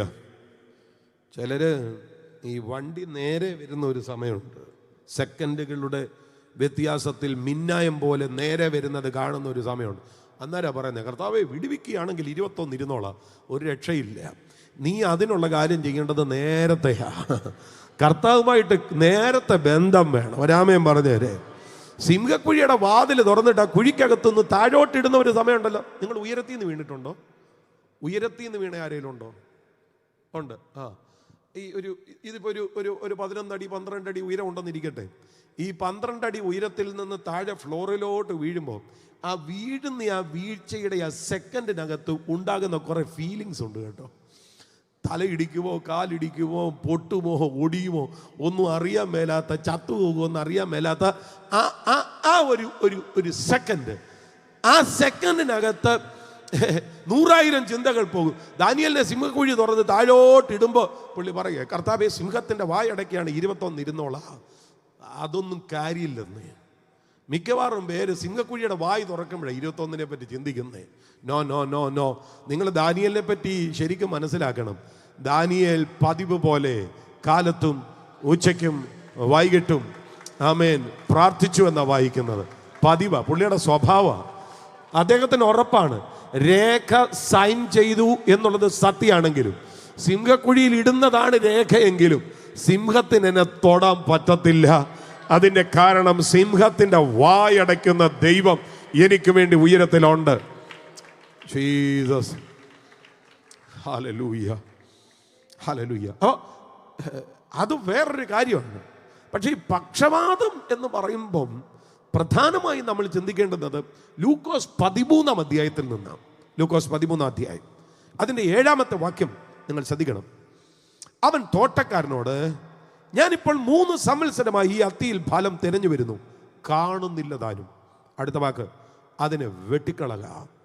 അത് നിലത്തെ നിഷ്ഫലമാക്കുന്നത് എന്തിന് എന്ന് പറഞ്ഞു. അതിന് അവൻ, കർത്താവേ, ഞാൻ അതിന് ചുറ്റും കിളച്ച് വളമിടുവോളം ഈ ആണ്ടുകൂടെ നിൽക്കട്ടെ, മേലാൽ കായ്ച്ചില്ലെങ്കിലോ വെട്ടിക്കളയാം. യജമാനൻ തോട്ടത്തിൽ വന്ന് ഫലം തിരയുക. കൂടെ തോട്ടക്കാരനുണ്ട്. അപ്പൊ യജമാനൻ പറയുക, ഞാനിപ്പം 3 സംവത്സരമായി ഈ അത്തിയിൽ ഫലം തിരയുക, കാണുന്നില്ല, അതിനെ വെട്ടിക്കളക. സ്ഥലത്തെ മെനക്കെടുത്തുന്നത് എന്തിന്? അയ്യോ, നമ്മളീ പലരും സ്ഥലം മെനക്കെടുത്തുന്നവരാണ്. വെട്ടിക്കളയാൻ എന്നേ ആലോചന വീണതാ. യോഹന്നാൻ പറഞ്ഞിരിക്കുന്നത്, ഇപ്പോൾ തന്നെ വൃക്ഷങ്ങളുടെ ചുവട്ടിൽ കോടാലി വെച്ചിരിക്കുകയാണ്. ഓരോന്നിൻ്റെ ചുവട്ടിൽ കോടാലി കൊണ്ട് വെച്ചേക്കുക. അതെടുത്ത് വെട്ടാത്ത എന്നറിയോ?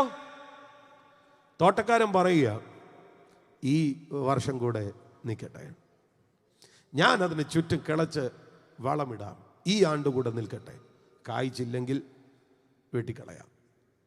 പലരെയും പെട്ടി കയറ്റേണ്ടതാണ്.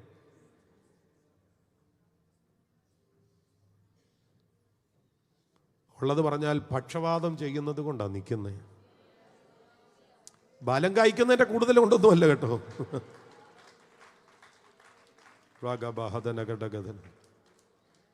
നമുക്ക് ഈ ഫലം കായ്ക്കാനൊന്നും പറ്റത്തൊന്നുമില്ല. ഉപവാസ പ്രാർത്ഥനയാണോ? വരാം, എന്നാ കുഴപ്പമില്ല. എപ്പോ വരണം? 10:30 വരാം, കുഴപ്പമില്ല. എപ്പോൾ വരിക? 2 മണി വരെ, കുഴപ്പമൊന്നുമില്ല, ഞങ്ങൾ ഇരുന്നോളാം. വൈകിട്ടപ്പോഴ 6:30. എപ്പോൾ വരണം? 6:30 വരണം, വന്നേക്കാം, കുഴപ്പമില്ല. എപ്പോൾ തീരും? 9 മണി, ഞങ്ങൾ ഇരുന്നോളാം, കുഴപ്പമൊന്നുമില്ല. കാണിക്കണ്ടോ? ഉണ്ട്, ഞങ്ങൾ ഇട്ടേക്കാം, കുഴപ്പമൊന്നുമില്ല. പാട്ട് പാടുമോ? പാടും, ഞങ്ങൾ പാടിക്കോളാം, കുഴപ്പമൊന്നുമില്ല. മിക്കവാറും ഇതല്ലേ നടക്കുന്നേ. യോഗം വെക്കും, നമ്മൾ വരും, നമ്മൾ വന്നിട്ട് നമ്മൾ ഇരിക്കും. ഇഷ്ടപ്പെട്ട പ്രസംഗം കാണാൻ കൈയടിക്കും, അല്ലെങ്കിൽ കൈയടിക്കത്തില്ല. ഇൻട്രസ്റ്റ് ഉള്ള പ്രസംഗമാണെങ്കിൽ കണ്ണു തുറന്നിരിക്കും, അല്ലെ നന്നായിട്ട് ഉറങ്ങും. ഉറങ്ങാൻ നല്ല അന്തരീക്ഷമാണല്ലോ, അല്പം തണുപ്പൊക്കെ ഉണ്ട്, നല്ല ചെയറൊക്കെ ഉണ്ട്, ഇരുന്നുറങ്ങാമല്ലോ. നമ്മൾ ചിന്തിക്കുന്നത് ഇതാണ് ആത്മീക ജീവിതം എന്നാ. നിന്നിൽ ഫലം തിരയുന്ന യജമാനനുണ്ട് കേട്ടോ.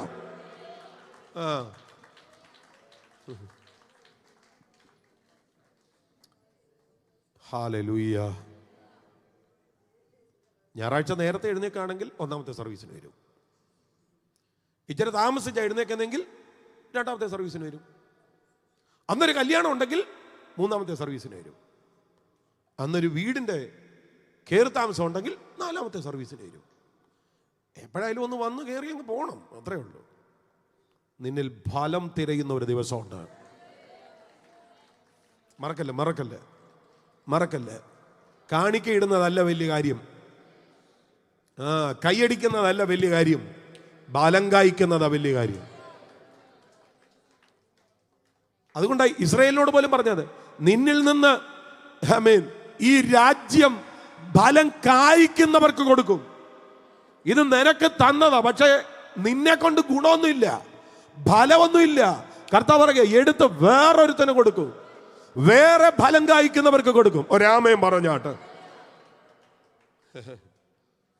ഒരു ഗുണവുമില്ല, സ്ഥലം മെനക്കെടുത്തിക്കൊണ്ടിരിക്കുക, എന്നിട്ടും നിർത്തിയിരിക്കുന്നതിന് കാരണം എന്നാന്നറിയോ? പക്ഷപാതം ഉയരുക. ഹല്ലേലൂയ. 1 യോഹന്നാന്റെ ലേഖനം 2-ാം അധ്യായം 1-ാമത്തെ വാക്യത്തിൽ അത് കൃത്യമായിട്ട് പറയുന്നുണ്ട്. ആമേൻ. കാര്യസ്ഥൻ പിതാവിന്റെ വലത്തുഭാഗത്ത് നമുക്കായിട്ടുണ്ട്. കാര്യസ്ഥൻ അവിടെ ഉണ്ട്. We have an advocate with the Father. പിതാവിനോടൊപ്പം നമുക്ക് ഒരു അഡ്വക്കേറ്റ് ഉണ്ട്, പാരക്ലീറ്റോസ്, കംഫർട്ടർ.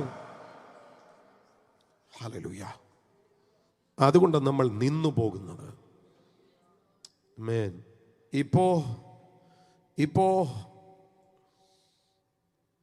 അവിടുന്ന് സ്വർഗത്തിൽ പ്രത്യക്ഷനായിരിക്കുകയാണ്. ഒരിക്കൽ പ്രത്യക്ഷനായി ഈ ഭൂമിയിൽ അത് പാപത്തിന്റെ പരിഹാരം വരുത്താനാ. അത് പൂർത്തീകരിച്ച് അവിടുന്ന് പറഞ്ഞ് ടെറ്റലസ്റ്റായി, നിവർത്തിയായി. ഇപ്പോ അവിടുന്ന് സ്വർഗത്തിൽ പ്രത്യക്ഷനായിരിക്കുന്നു. അതുകൊണ്ടാണ് നമ്മൾ ജീവിക്കുന്നത്. ആമേൻ. മൂന്നാമത്തെ പ്രത്യക്ഷത എബ്രായർ 9:28 പറയുന്നു, ഇനിയും പ്രത്യക്ഷൻ ആകും. ഇനിയും പ്രത്യക്ഷൻ ആകും. ആ വാക്യം നിങ്ങൾ നന്നായിട്ട് ശ്രദ്ധിച്ചേ.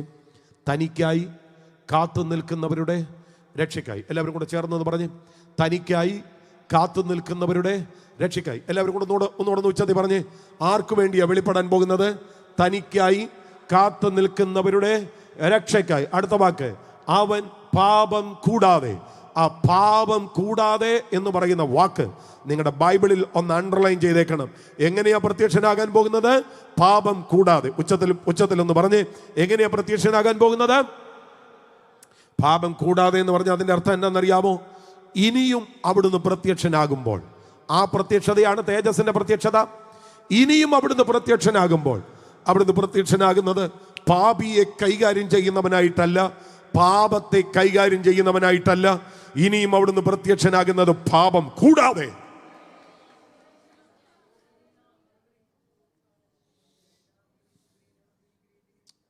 ഹല്ലേലൂയ. ഞാനേ സുജിത് ബ്രദറെ, എൻ്റെ ചർച്ചിലെ ഒരിക്കൽ പോലും ആരാധനയ്ക്ക് വരാത്ത ഒരു അച്ചായനെ അടക്കിയായിരുന്നു. ഒരിക്കൽ പോലും ചർച്ച വന്നിട്ടില്ല. അതെന്തിനാ അടക്കിയെന്ന് ചോദിച്ചാൽ, ആ അച്ചായൻ്റെ 5 മക്കള് ഞങ്ങളുടെ ചർച്ചിലാണ്. ഈ അച്ചായൻ്റെ ഭാര്യയും നമ്മുടെ ചർച്ചിലാണ്. അപ്പോൾ പുള്ളി അങ്ങ് മരിച്ചുപോയി. പള്ളിക്കാർ പറഞ്ഞു ഞങ്ങൾ അടക്കത്തില്ലെന്ന്. അപ്പോൾ ഇവർ വന്ന് ചോദിച്ചു, എന്നാ ചെയ്യണം പാസ്റ്ററെ? അടക്കിയേക്കാന്ന് പറഞ്ഞു. അങ്ങനെ അടക്കി. 90 സങ്കീർത്തനം വായിച്ചു. കർത്താവേ, നീ തലമുറ തലമുറയായി ഞങ്ങളുടെ സങ്കേതമാകുന്നു. പർവ്വതങ്ങൾ ഉണ്ടായതിനും നീ ഭൂമിയെയും ഭൂമണ്ഡലങ്ങളെ നിർമ്മിക്കുന്നതിന് മുൻപ് നീ അനാദിയായി ശാശ്വതമായി ഞങ്ങളുടെ ദൈവമാകുന്നു. ഇത് വായിച്ചു. എന്നിട്ട് നമ്മൾ ആ സമയത്ത് പാടുന്ന കുറേ പാട്ടുകളുണ്ടല്ലോ, അല്ലേ? ആകെയൽപ്പ നേരം മാത്രം എൻ്റെ യാത്ര തീരുവാൻ. ഞാൻ പാടുന്നില്ല, പേടിച്ചെങ്ങാനും വരാതിരുന്നാലോ. വൈകിട്ട് വരണം കേട്ടോ, വേറെ ഇമ്പോർട്ടൻ്റ് ആയിട്ടുള്ള കാര്യം പറയാനുണ്ട്. അപ്പം ഇതൊക്കെ അങ്ങ് പാടിയെന്ന്. വേറൊരു പാട്ടുണ്ടല്ലോ, പോകുന്നേ ഞാൻ വെൻഗ്രഹം തേടി ദൈവത്തോടൊത്ത് ഉറങ്ങിടാൻ, എത്തുന്നേ ഞാൻ താതൻ്റെ ചാരെ പിറ്റേന്നൊപ്പം ഉണർന്നിടാൻ. അടുത്ത ചോദ്യമാ, കരയുന്നു നിങ്ങൾ എന്തിനായി ഞാൻ സ്വന്തം ഗേഹത്തിൽ പോകുമ്പോൾ? അങ്ങോട്ട് പോവുക, നിങ്ങൾ എന്തിനാ കരയുന്നതെന്ന്. അടുത്തൊരു ഒരു ഒരു ഒരു ഒരു ഒരു പല്ലവിയുണ്ട്. സ്വർഗരാജ്യത്തിൽ ചെന്ന നേരത്ത് കർത്താവിനോട് ചോദിച്ചു, സ്വന്തം ബന്ധങ്ങൾ വിട്ടുവന്നപ്പോൾ നൊന്തു നീറിയോ നിൻ മനം? അപ്പോൾ ഈ പുള്ളി പറയുക, ശങ്ക കൂടാതെ ചൊല്ലി ഞാൻ കർത്താവേ ജന്മം ധന്യമേ. ഇതൊക്കെ ഇങ്ങ് പാടിയെന്നേ.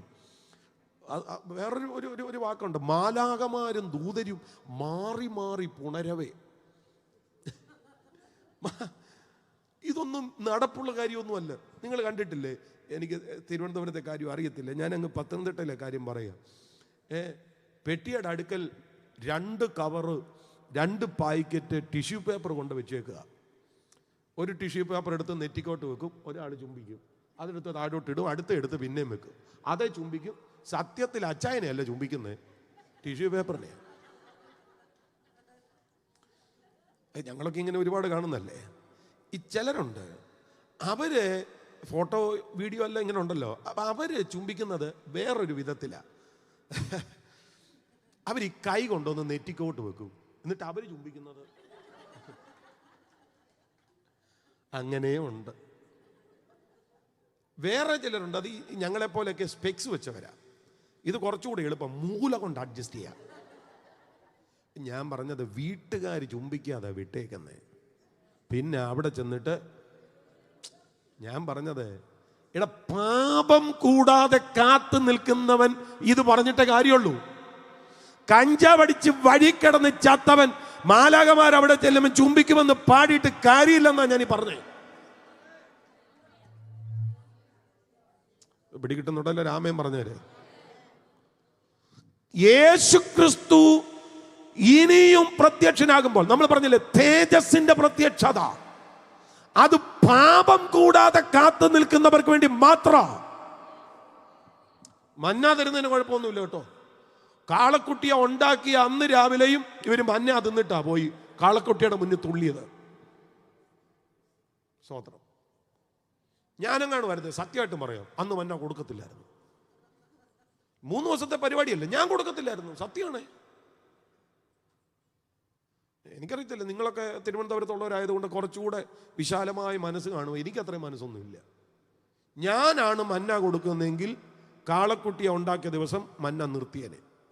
മന്നായും കട്ട് ചെയ്യും, മേഘസ്തംഭവും കട്ട് ചെയ്യും, അഗ്നിസ്തംഭവും കട്ട് ചെയ്യും. നിങ്ങളെന്നാ ആരാധിച്ചോ, കാളക്കുട്ടി തരുമെന്ന് ഞാൻ പറഞ്ഞേനെ. പക്ഷെ ഞാൻ എൻ്റെ കർത്താവിനെ ഓർത്ത് സ്തോത്രം ചെയ്യുന്നു. ഇവന്മാർ കാളക്കുട്ടിയെ ഉണ്ടാക്കിയാൻ തുടങ്ങപ്പോഴും കർത്താവ് മന്ന കൊടുത്തു. ഇവന്മാർ കാളക്കുട്ടിയുടെ മുന്നിൽ ചാടിയപ്പോഴും കർത്താവ് മന്ന കൊടുത്തു. ചാടി മറിഞ്ഞതിൻ്റെ പിറ്റേ ദിവസവും കർത്താവ് മന്ന കൊടുത്തു. മന്ന കിട്ടുന്നതല്ല വലിയ കാര്യം. ഞാൻ ഓർത്തു ക്രൈസ്റ്റ് സെന്റർ ഇളകിയ ഒരു സ്തോത്രം പറയായിരിക്കുന്നു. മന്ന കിട്ടുന്നതല്ല മാമേ വലിയ കാര്യം. മന്ന കിട്ടുന്നത് അനുഗ്രഹമാണെന്നാണ് നിങ്ങൾ പറയുന്നത്. മന്ന അല്ല വലിയ കാര്യം.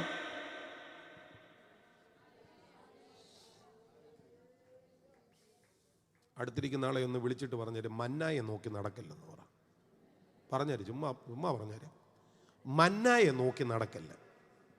മന്ന കിട്ടുന്നതല്ല വലിയ കാര്യം. അതെന്നെ അങ്ങനെ പറഞ്ഞു. അത് ഞാൻ തെളിയിക്കാം. 1 കൊരിന്ത്യർ 10 നിങ്ങൾ ശരിക്കും ശ്രദ്ധിച്ചു നോക്കിയ 1-ാം വാക്യം തൊട്ട്. അവരെല്ലാവരും മേഘത്തിലും സമുദ്രത്തിലും സ്നാനമേറ്റു, മോശയോട് ചേർന്നു, ഒരേ ആത്മീയ ആഹാരം തിന്നു, ഒരേ ആത്മീയ പാനീയം കുടിച്ചു. അവരെ അനുഗമിച്ച് ആത്മീക പാറയിൽ നിന്നല്ലോ അവർ കുടിച്ചത്. അടുത്ത വാക്ക്, ആ പാറ ക്രിസ്തുവായിരുന്നു. 5-ാം വാക്യം എങ്ങനെ ആരംഭിക്കുന്നതെന്നറിയോ? എങ്കിലും. അറിയാവുന്നവരെല്ലാം കൂടെ ചേർന്നു എന്ന് പറഞ്ഞേ. എങ്കിലും അവരിൽ മിക്ക പേരിലും ദൈവം പ്രസാദിച്ചില്ല. ഹലോ, മേഘത്തിൽ സ്നാനം ഉണ്ടായിരുന്നോ? പിന്നെ സമുദ്രത്തിൽ സ്നാനം ഉണ്ടായിരുന്നോ? ഓ, ആത്മീയാകാരം തിന്നോ? തിന്നന്നേ. ആത്മീയപാനീയം കുടിച്ചോ? കുടിച്ചെന്നേ. വയറ് നിറച്ച് കുടിച്ചില്ലേ? സ്തോത്രം. ഞാൻ ഈ ഇടയ്ക്ക് ഒരു സ്ഥലത്ത് യോഗത്തിന് പ്രസംഗിക്കാൻ പോയി. കേരളത്തിന് പുറത്തൊരു സ്ഥലത്താണ്. അവർ ലോർഡ് സപ്പർ ഉണ്ടായിരുന്നു. ഞാൻ നോക്കിയപ്പോൾ 5 മിനിറ്റ് കഴിഞ്ഞിട്ടും ഒരു പുള്ളി ബ്രെഡ് തിന്ന് കഴിഞ്ഞില്ല. കാര്യം എന്താണെന്നറിയോ? മുറിച്ചു കൊണ്ടുപോയ ബ്രെഡിന്റെ ഒരു വലിയ പീസ് കയ്യിലെടുത്ത് വെച്ചിട്ട് അതിങ്ങനെ മുറിച്ച് തിന്നോണ്ടിരിക്കുകയാണ്. സ്തോത്രം. അപ്പൊ എനിക്ക് മനസ്സിലായി, വയറ് നിറച്ച് വേണേലും അപ്പം തിന്നാം. ഞാൻ കണ്ണിന് കണ്ട കാര്യമാണ്, ഞാൻ കെട്ടുകഥ പറയല്ല, കണ്ണിന് കണ്ട കാര്യമാണ്. ഒരു വലിയ പീസ് ബ്രെഡ് എടുത്ത് വെച്ചിട്ട് അതേന്ന് കുറച്ച് ഇങ്ങനെ മുറിച്ച് തിന്നുക. അപ്പൊ പുള്ളി എന്താ ചിന്തിച്ചെന്ന് എനിക്കറിയത്തില്ല. ഇനി അവരുടെ ചർച്ചയിൽ അങ്ങനെ ആയിരിക്കും, എനിക്കറിയില്ല. അപ്പം മന്ന തിന്നു, വയറ് നിറച്ചു തിന്നു. ആത്മീയപാനീയം കുടിച്ചോ? നന്നായിട്ട് കുടിച്ചു.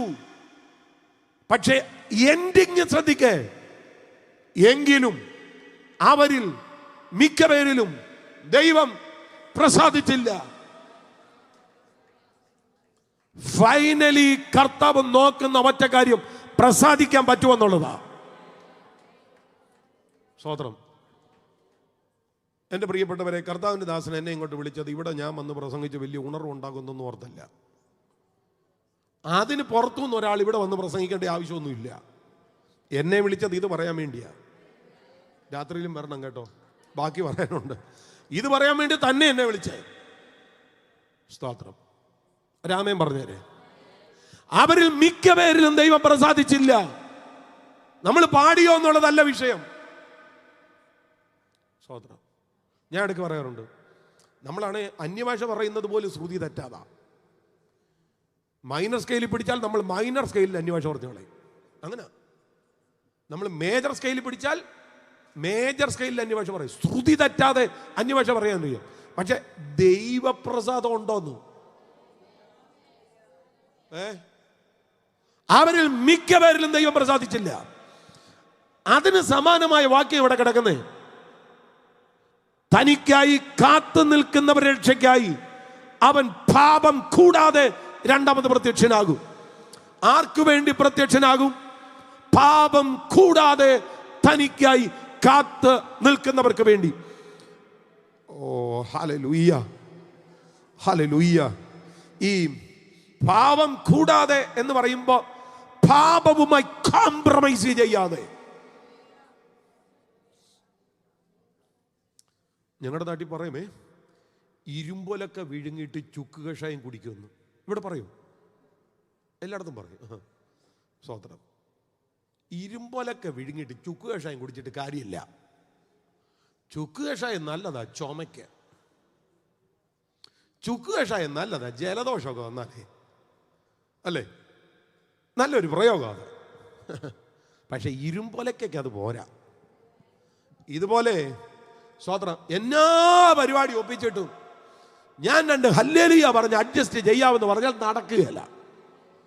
പാപം കൂടാതെ കാത്തു നിൽക്കുന്നവരുടെ രക്ഷയ്ക്കായിട്ടായിരിക്കും അവിടുന്ന് വെളിപ്പെടാൻ പോകുന്നത്. Oh Jesus. യേശു ക്രിസ്തുവിന്റെ മടങ്ങി വരവെങ്കിൽ, ഭാഗ്യകരമായ പ്രത്യക്ഷതയെങ്കിൽ അവിടുന്ന് പാപത്തെയോ പാപിയെയോ കൈകാര്യം ചെയ്യാൻ പോകുന്നില്ല. പിടികിട്ടിയെങ്കിൽ ഒരു ഹല്ലേലൂയ പറഞ്ഞേ. സ്തോത്രം. പാപത്തെ കൈകാര്യം ചെയ്യത്തില്ല. യേശു ക്രിസ്തുവിന്റെ മടങ്ങി വരവെങ്കിൽ പാപിയെ കൈകാര്യം ചെയ്യത്തില്ല. ഞാനിത് പ്രസംഗിക്കുന്നത് എന്തിനാണെന്നറിയാമോ? എങ്ങനെയെങ്കിലും കൃപയ്ക്കകത്തേക്ക് കയറണം.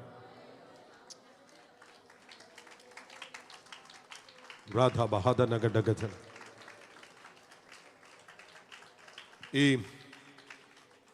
നമ്മൾ പാടുന്ന ഒരു പഴയ പാട്ടുണ്ടല്ലോ, പാപത്തെ സ്നേഹിപ്പാ ഞാനിനി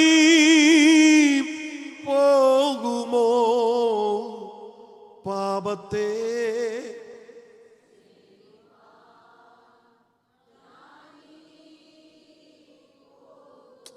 ആ ചെയ്തു വന്നതിനോട്, ആ ചെയ്യാൻ ഇരിക്കുന്നതിനോട്, ചെയ്തിട്ടുള്ളതിനോട് എന്നേക്കുമായി ഗുഡ് ബൈ പറയുന്ന ഒരു മിനിറ്റ് ആയിരിക്കണം ഈ മിനിറ്റ്. യേശുക്രിസ്തുവിന്റെ പ്രത്യക്ഷതയെങ്കിൽ, തേജസ്സിന്റെ പ്രത്യക്ഷതയെങ്കിൽ എടുക്കപ്പെടത്തക്ക വിധത്തിൽ പാപത്തോട് ഗുഡ് ബൈ പറയുന്ന ഒരു ദിവസം ശബ്ദമുയർത്തിയ ഒരു ഹല്ലേലൂയ പറഞ്ഞാട്ട്, ഹല്ലേലൂയ. അവിടെ ഇനിയും പ്രത്യക്ഷനാകും. അതാണ് തേജസ്സിന്റെ പ്രത്യക്ഷത, അതാണ് ഭാഗ്യകരമായ പ്രത്യക്ഷത. ഈ പ്രത്യക്ഷത പറയാൻ ബൈബിളിൽ പൊതുവെ 3 പദങ്ങളാണ് പുതിയ നിയമത്തിൽ ഉപയോഗിച്ചിട്ടുള്ളത്. 1 പറൂസിയ, 2 എപ്പിഫാനിയ, 3 അപ്പോക്കാലിപ്സിസ്. പറൂസിയ എന്ന് പറയുമ്പോൾ ദ കമ്മിങ്, അറൈവൽ എന്നൊക്കെയാണ് അർത്ഥം. എപ്പിഫാനിയ എന്ന് പറയുമ്പോൾ മാനിഫെസ്റ്റേഷൻ എന്നാണ് അതിൻ്റെ അർത്ഥം. അപ്പോക്കാലിപ്സിസ് എന്ന് പറയുമ്പോൾ മേക്കിംഗ് നേക്കഡ് എന്നാണ് അതിൻ്റെ അർത്ഥം. യേശുക്രിസ്തുവിന്റെ മടങ്ങി വരവിന് ഈ 3 പദങ്ങളിൽ ഏതെങ്കിലും ഒന്നായിരിക്കും ഉപയോഗിച്ചിട്ടുള്ളത്. ഒന്നുകിൽ പറൂസിയ, ദ കമ്മിങ്, അല്ലെങ്കിൽ അറൈവൽ. എപ്പിഫാനിയ അഥവാ മാനിഫെസ്റ്റേഷൻ, അപ്പോക്കാലിപ്സിസ്, മേക്കിംഗ് നേക്കഡ്. ഇതിലേതെങ്കിലും ഒരു പദമായിരിക്കും ഉപയോഗിക്കുന്നത്. നമ്മുടെ കർത്താവ് ആമേൻ വേഗം നമ്മുടെ കണ്ണിൽ കാണത്തക്ക വിധത്തിൽ വരാൻ പോകുകയാണ്. ഇന്ന് അവിടുന്ന് നമ്മുടെ കണ്ണുകൾക്ക് മറഞ്ഞിരിക്കുകയാണ്. എനിക്ക് നല്ല ബോധ്യമുണ്ട് അവിടുത്തെ സാന്നിധ്യം ഇവിടെ ഉണ്ട്. അവിടുത്തെ സാന്നിധ്യം ഇവിടെ ഉണ്ട്. ഞാനൊരു ഡെലിവറൻസിന്റെ ദൂത് പറഞ്ഞിട്ടല്ല നിങ്ങൾ കണ്ണും തുറന്ന് ഇവിടെ ഇരിക്കുന്നത്. ആമേൻ. ഈ കഴിഞ്ഞ മണിക്കൂറുകൾ നിങ്ങൾ ദൈവവചനത്തിന് മുമ്പിൽ ശ്രദ്ധയോടെ ഇരുന്നെങ്കിൽ ഇവിടെ വ്യാപരിച്ചു നിൽക്കുന്നത് ഒരു സാന്നിധ്യമുണ്ട്. ആമേൻ. ദൈവ സാന്നിധ്യം ഇവിടെ വന്നിട്ടുണ്ട്. Hallelujah, hallelujah. പക്ഷെ നമുക്ക് കണ്ണുകൊണ്ട് കർത്താവിനെ കാണാൻ പറ്റുന്നില്ല. കാണാൻ പറ്റുന്നുണ്ടോ? കണ്ണുകൊണ്ട് ഞാൻ സ്റ്റേജിൽ നിൽക്കുന്നത് പോലെ നിങ്ങൾക്ക് കർത്താവിനെ കാണാൻ പറ്റുന്നുണ്ടോ? ഇല്ല. അവിടുന്ന് നമ്മുടെ കണ്ണുകൾക്ക് മറഞ്ഞിരിക്കുക. ഞാനത് വെറുതെ പറയുകയല്ല. 2 കൊരിന്ത്യർ 5:6 അത് പറയുന്നുണ്ട്. ആകയാൽ ഞങ്ങൾ എല്ലായ്പ്പോഴും ധൈര്യപ്പെട്ടു ശരീരത്തിൽ വസിക്കുമ്പോഴൊക്കെയും കർത്താവിനോടകുന്ന പരദേശികളായിരിക്കുന്നു എന്നറിയുന്നു. നമ്മൾ ശരീരത്തിൽ ഇരിക്കുമ്പോൾ കർത്താവിനോടകുന്ന പരദേശികളാണ്. ആമേൻ. എന്നാൽ നമ്മൾ ശരീരം വിടുന്ന ഒരു ദിവസം ഉണ്ട്.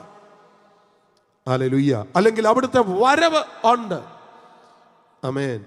ആ വരവ്, അതാണ് യേശുക്രിസ്തുവിന്റെ തേജസ്സിന്റെ പ്രത്യക്ഷത. അവിടുന്ന് വരും. ഞാൻ പറയാം, നമുക്ക് കാണത്തക്കവണ്ണം, നമ്മുടെ കണ്ണുകൾ കൊണ്ട് കാണത്തക്കവണ്ണം.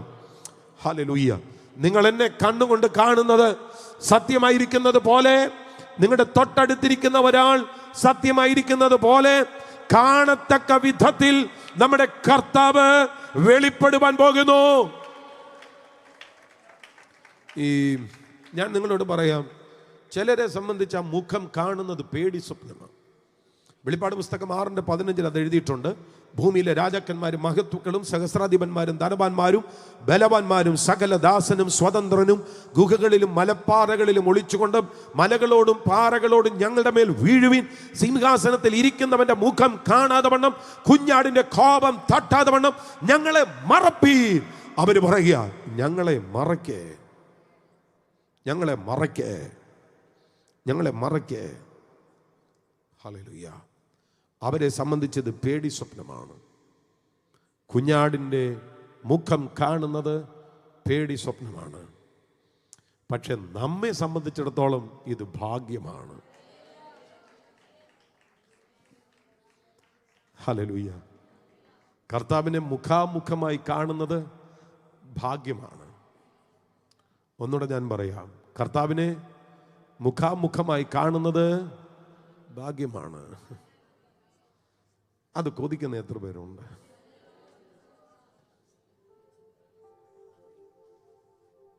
ഹല്ലേലൂയ. ദേഹം മണ്ണിലുപേക്ഷിച്ച് പ്രാണൻ പ്രിയനിൽ ചേരുമ്പോ ദേശങ്ങൾ താണ്ടിടും യാത്രയിലും പ്രിയൻ തുണ കാണും മാറുകരയിൽ ഞാൻ വീണ്ടെടുത്തോരി സംഘത്തെ എന്നെ കാത്തു നിൽക്കും സംഘത്തെ കൺകൾ കാണാമറുകര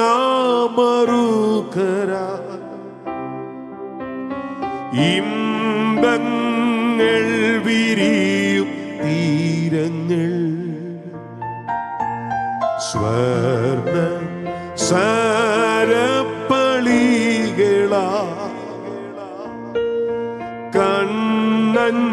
കണ്ണഞ്ചിക്കുന്ന വീഥികൾ എൻ സ്വന്തമായി തീരുമ്പോ യേശുവിൻ പാദം മുത്തും ഞാൻ പൊൻവീണം കേളിൽ പാടും ഞാൻ പാരിൽ പാർക്കുമൽപായുസിൽ ഭാരങ്ങളധികം വേണ്ടിനി കാര്യംബാണിയേറ്റവൻ ഭാരങ്ങൾ വഹിച്ചിടും. ദേഹം മണ്ണിൽ ഉപേക്ഷിച്ച് പ്രാണൻ പ്രിയനിൽ ചേരുന്ന ഒരു നിമിഷമുണ്ട്. ഗോളാന്തരങ്ങൾ താണ്ടുന്ന ഒരു യാത്ര. ഇതാ ദൈവ പൈതലിന്റെ പ്രത്യാശ. Hallelujah, hallelujah, hallelujah. ദൈവം ആ കണ്ണുകളെല്ലാം ഒന്ന് അടച്ച്, പ്രസംഗം നിർത്തുകയല്ല, പക്ഷെ പ്രാർത്ഥിക്കാൻ എൻ്റെ അകത്തൊരു നിയോഗം ഉണ്ടാകുക. കണ്ണുകളെല്ലാം ഒന്ന് അടച്ച്, കർത്താവേ, അവിടുത്തെ വരവെങ്കിൽ ഞാനോ എൻ്റെ കുടുംബത്തിൽ ഒരു കുളമ്പ് പോലുമോ നഷ്ടപ്പെട്ടു പോകല്ലേ. മോശ പറഞ്ഞ ഒരു കാര്യമുണ്ട്, അങ്ങനെയല്ല, ഒരു കുളമ്പ് പോലും ശേഷിപ്പിച്ചുകൂടാ. ഭാരബോൻ പറയുന്നു, നിങ്ങൾ പോയിട്ട് വാ, സ്ത്രീകളും കുഞ്ഞുങ്ങളും ഇവിടെ നിൽക്കട്ടെ. സ്ത്രീകളും കുഞ്ഞുങ്ങളുമായി നിങ്ങൾ പോയിട്ട് വാ, മൃഗങ്ങൾ ഇവിടെ നിൽക്കട്ടെ. നോ, ഒരു കുളമ്പ് പോലും ശേഷിച്ചുകൂടാ. കർത്താവിനോട് പറഞ്ഞ്, തേജസ്സിന്റെ പ്രത്യക്ഷത സംഭവിക്കുമ്പോൾ ഒരു കുളമ്പ് പോലും പിന്നിൽ ശേഷിക്കരുതേ കർത്താവേ. പ്രാർത്ഥിച്ച് പറ്റുമെങ്കിൽ നിങ്ങളുടെ ഭർത്താവിൻ്റെ പേര് പറഞ്ഞ്, നിങ്ങളുടെ ഭാര്യയുടെ പേര് പറഞ്ഞ്, നിങ്ങളുടെ മക്കളുടെ പേര് പറഞ്ഞ്, നിങ്ങളുടെ മരുമക്കളുടെ കൊച്ചുമക്കളുടെ പേര് പറഞ്ഞ്, ഒരു കുളമ്പ് പോലും ഇവിടെ ശേഷിക്കല്ലേ കർത്താവേ.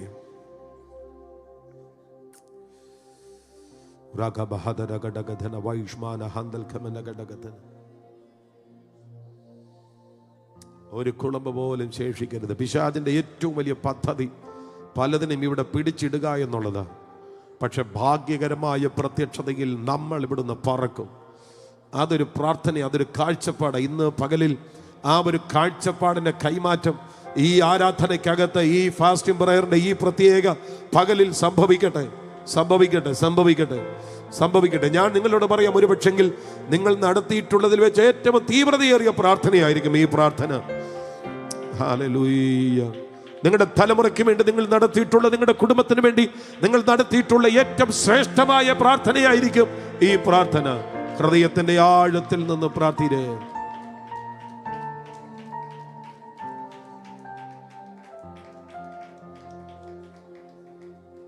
Hallelujah, hallelujah. നിങ്ങൾ എന്നോടൊപ്പം ഒന്ന് വരണേ ചില മിനിറ്റുകളിലൂടെ. അപ്പൊ ഒരിക്കൽ ശരീരത്തിൽ പ്രത്യക്ഷനായ യേശു, ഇപ്പോൾ പിതാവിന്റെ വലത്തുഭാഗത്ത് പ്രത്യക്ഷനായിരിക്കുന്ന യേശു നമുക്ക് വേണ്ടി വീണ്ടും പ്രത്യക്ഷനാകാൻ പോവുകയാണ്. എവിടെയാണ്? എവിടെയാണ്? ആകാശ വിധാനങ്ങളിൽ, മേഘങ്ങളിൽ നമുക്ക് വേണ്ടി അവിടുന്ന് പ്രത്യക്ഷനാകാൻ പോകുകയാണ്. Hallelujah, hallelujah. നമ്മൾ എത്രയും വേഗം കാണുമത്. ഒരുപക്ഷെങ്കിൽ ഞാൻ പറയാം, നമ്മുടെ കണ്ണടയുന്നതിന് മുൻപ് സഭയ്ക്കൊരൊറ്റ പ്രാർത്ഥനയുള്ളൂ. കർത്താവേ, ഞങ്ങൾക്ക് 20,000 പേരിരിക്കുന്ന ഒരു സഭ തരണമേ എന്നല്ല, ഒരു കെട്ടിടം തരണമെന്നല്ല. സഭ ഉലക ചരിത്രത്തിൽ പ്രാർത്ഥിച്ച പ്രാർത്ഥന, ആമേൻ കർത്താവായ യേശുവേ വരണമേ എന്നാണ്. ജീസസ്. നമ്മുടെ ജീവകാലത്ത് കണ്ണടയുന്നതിന് മുൻപ്, നമ്മളിൽ ആരെങ്കിലും പെട്ടിയിലാകുന്നതിന് മുൻപ് അവിടുത്തെ വരവ് ഉണ്ടാകട്ടെ.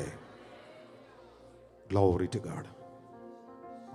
എന്റെ പ്രിയപ്പെട്ടവരെ, അവിടുന്ന് ഇങ്ങോട്ട് പ്രത്യക്ഷനാകുമ്പോൾ നമുക്കെന്താ സംഭവിക്കാൻ പോകുന്നത്? 2 തെസ്സലോനിക്യ ലേഖനം 2:1 നമ്മൾ വായിക്കുന്നുണ്ട്, ഇനി സഹോദരന്മാരെ, നമ്മുടെ കർത്താവായ യേശു ക്രിസ്തുവിന്റെ പ്രത്യക്ഷതയും അവന്റെ അടുക്കിലേക്കുള്ള നമ്മുടെ സമാഗമനവും സംബന്ധിച്ച് ഞങ്ങൾ നിങ്ങളോട് അപേക്ഷിക്കുന്നത്. കേട്ടോണേ, അവിടുന്ന് ഇങ്ങോട്ട് പ്രത്യക്ഷനാകുമ്പോൾ ഇവിടെയുള്ള നമ്മൾ ഇവിടുന്ന് അങ്ങോട്ട് സമാഗമിക്കുക.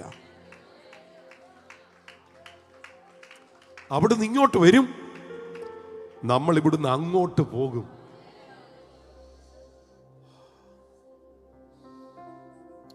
ഹല്ലേലൂയ. ഒന്നുകൂടെ പറയാം, അവിടുന്ന് ഇങ്ങോട്ട് വരും, ഇവിടെ നിന്ന് നമ്മൾ അങ്ങോട്ട് പോകും. അതിനെ ഉപമിക്കുവാൻ കഴിയുന്ന ഒരു സംഭവമുണ്ട്. ഏലയാസർ ഇസഹാക്കിന് ഭാര്യ എടുക്കുവാൻ പദ്ധനാരാമിൽ പോയിട്ട് റിബേക്കയുമായിട്ട് ഇസഹാക്കിന്റെ വീട്ടിലോട്ട് വരുമ്പോൾ അമ്മയുടെ അടുക്കൽ നിന്ന് ഇസഹാക്ക് വെളിപ്രദേശത്തേക്ക് ചെല്ലുകയാണ്. അപ്പന്റെ വീട്ടിൽ നിന്ന് ഇങ്ങോട്ട് വരുന്ന റിബേക്കയും, അമ്മയുടെ വീട്ടിൽ നിന്ന് ഇങ്ങോട്ട് വരുന്ന ഇസഹാക്കും വെളിമ്പ്രദേശത്ത് സന്ധിക്കുന്നത് പോലെ പിതാവിന്റെ വലഭാഗെ പക്ഷപാതം ചെയ്യുന്ന യേശു നമുക്ക് വേണ്ടി ഇങ്ങോട്ട് വെളിപ്പെടുമ്പോ, കർത്താവിന് വേണ്ടി നിർമ്മലതയോടെ, വിശുദ്ധിയോടെ, വേർപാടോടെ ദൈവവചനത്തെ നെഞ്ചോട് ചേർത്ത് നിൽക്കുന്ന ഒരു കൂട്ടം ഇവിടെ ഒന്ന് അങ്ങോട്ട് പോകുകയാണ്. അതാ പറയുന്നത്, യേശു ക്രിസ്തുവിന്റെ പ്രത്യക്ഷതയും അവന്റെ അടുക്കലേക്കുള്ള നമ്മുടെ സമാഗമനവും. സമാഗമനം എന്ന് പറയുമ്പോൾ ഒത്തുചേരൽ, കൂടിച്ചേരൽ. നമ്മൾ അങ്ങോട്ട് പോകുകയാണ്, ഒത്തുചേരും, കൂടിച്ചേരും. അതെങ്ങനെയാണ് പാസ്റ്ററെ സംഭവിക്കുന്നത്? എങ്ങനെയാണ്? അവിടുന്ന് ഇങ്ങോട്ട് വരുന്നത് മനസ്സിലാക്കാൻ ഒരുപാടുമില്ല. പക്ഷെ ഇവിടുന്ന് അങ്ങോട്ട് സമാഗമിക്കുന്നത് എങ്ങനെയാണ്? ഹല്ലേലൂയ.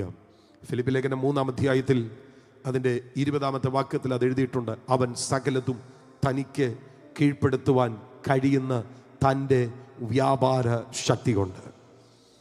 നമ്മുടെ മേൽ അവിടുത്തെ വ്യാപാര ശക്തി വരാൻ പോവുകയാണ്. ഹല്ലേലൂയ. തിരുവനന്തപുരം എയർപോർട്ടിൽ 380 ഫ്ലൈറ്റ് വരാറില്ല എന്ന് എനിക്കറിയാം. എന്നാലും നിങ്ങൾക്ക് മനസ്സിലാകാൻ വേണ്ടി ഞാൻ പറയാം. എമിറേറ്റ്സിന്റെ 380 ഫ്ലൈറ്റ് തിരുവനന്തപുരം എയർപോർട്ടിൽ 850 യാത്രക്കാരെ കൊണ്ട്, ആമേൻ, അതിന്റെ ജോലിക്കാരെ കൊണ്ട്, ആ യാത്രക്കാരുടെ മുഴുവൻ ലഗേജുകൾ കൊണ്ട്, ആ ഫ്ലൈറ്റിന്റെ മുഴുവൻ ഭാരം കൊണ്ട്, ആമേൻ, ആ 380 ഫ്ലൈറ്റ് റൺവേയിൽ ഓടി ഈ മുഴുവൻ ഭാരവും വഹിച്ചുകൊണ്ട് പറന്നുയരുന്നത് നിങ്ങളൊന്ന് ഇമാജിൻ ചെയ്തേ. ഈ പവറും അല്ല നമ്മുടെ മേൽ വ്യാപരിക്കാൻ പോകുന്നത്. സകലതും കീഴ്പ്പെടുത്തുവാൻ കഴിയുന്ന വ്യാപാര ശക്തി കൊണ്ട്. ഹല്ലേലൂയ. നമ്മളെ ഇവിടെ നിന്ന് കർത്താവ് എടുക്കും. എത്ര പേര് അത് ആത്മാവിലൊന്ന് കാണും? നമ്മളെ ഇവിടെ നിന്ന് എടുക്കും. സകലതും കീഴ്പ്പെടുത്തുവാൻ കഴിയുന്ന തൻ്റെ വ്യാപാര ശക്തി കൊണ്ട്. ഒന്നുകൂടെ ഞാൻ പറയാം, സകലത്തെയും കീഴ്പ്പെടുത്തുവാൻ കഴിയുന്ന തൻ്റെ വ്യാപാര ശക്തി കൊണ്ട്. ഇങ്ങോട്ട് നോക്കിക്കേ. ചിലതൊക്കെ വേണ്ടാന്ന് വെച്ചിട്ടില്ലേ? ചിലതിനെയൊക്കെ വിട്ട് കളയുന്നു എന്ന് പറഞ്ഞിട്ടില്ലേ? എന്തിനാണെന്നറിയാമോ? ഇങ്ങനെ പോകാനാ.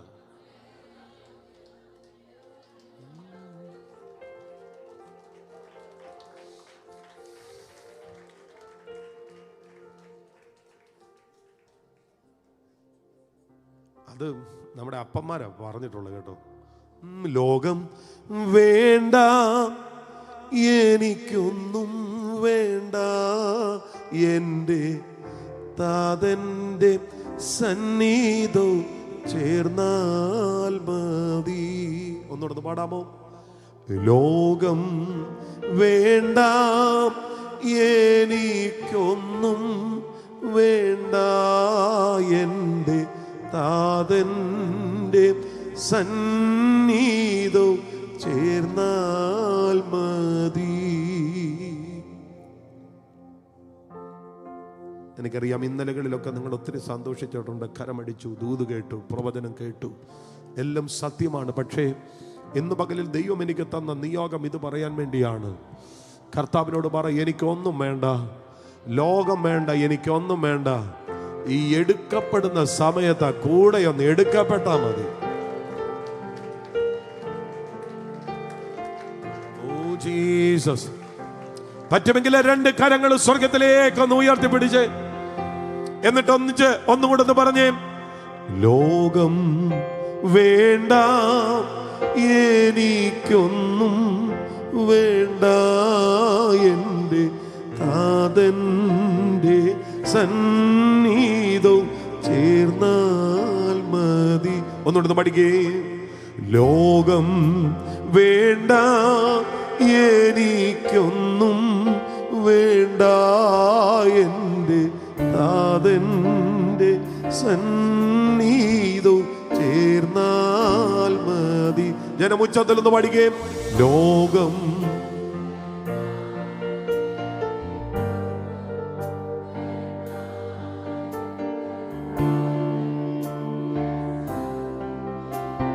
ചേർന്നാൽ മതി. Glory to God. എനിക്ക് അവിടെ ഒന്ന് ചേർന്നാൽ മതി. എനിക്ക് അവിടുത്തെ സന്നിധിയിൽ ഒന്ന് ചേർന്നാൽ മതി. എത്ര പേര് ആത്മാവിൽ പറയും, എനിക്ക് അവിടെ ഒന്ന് ചേർന്നാൽ മതി.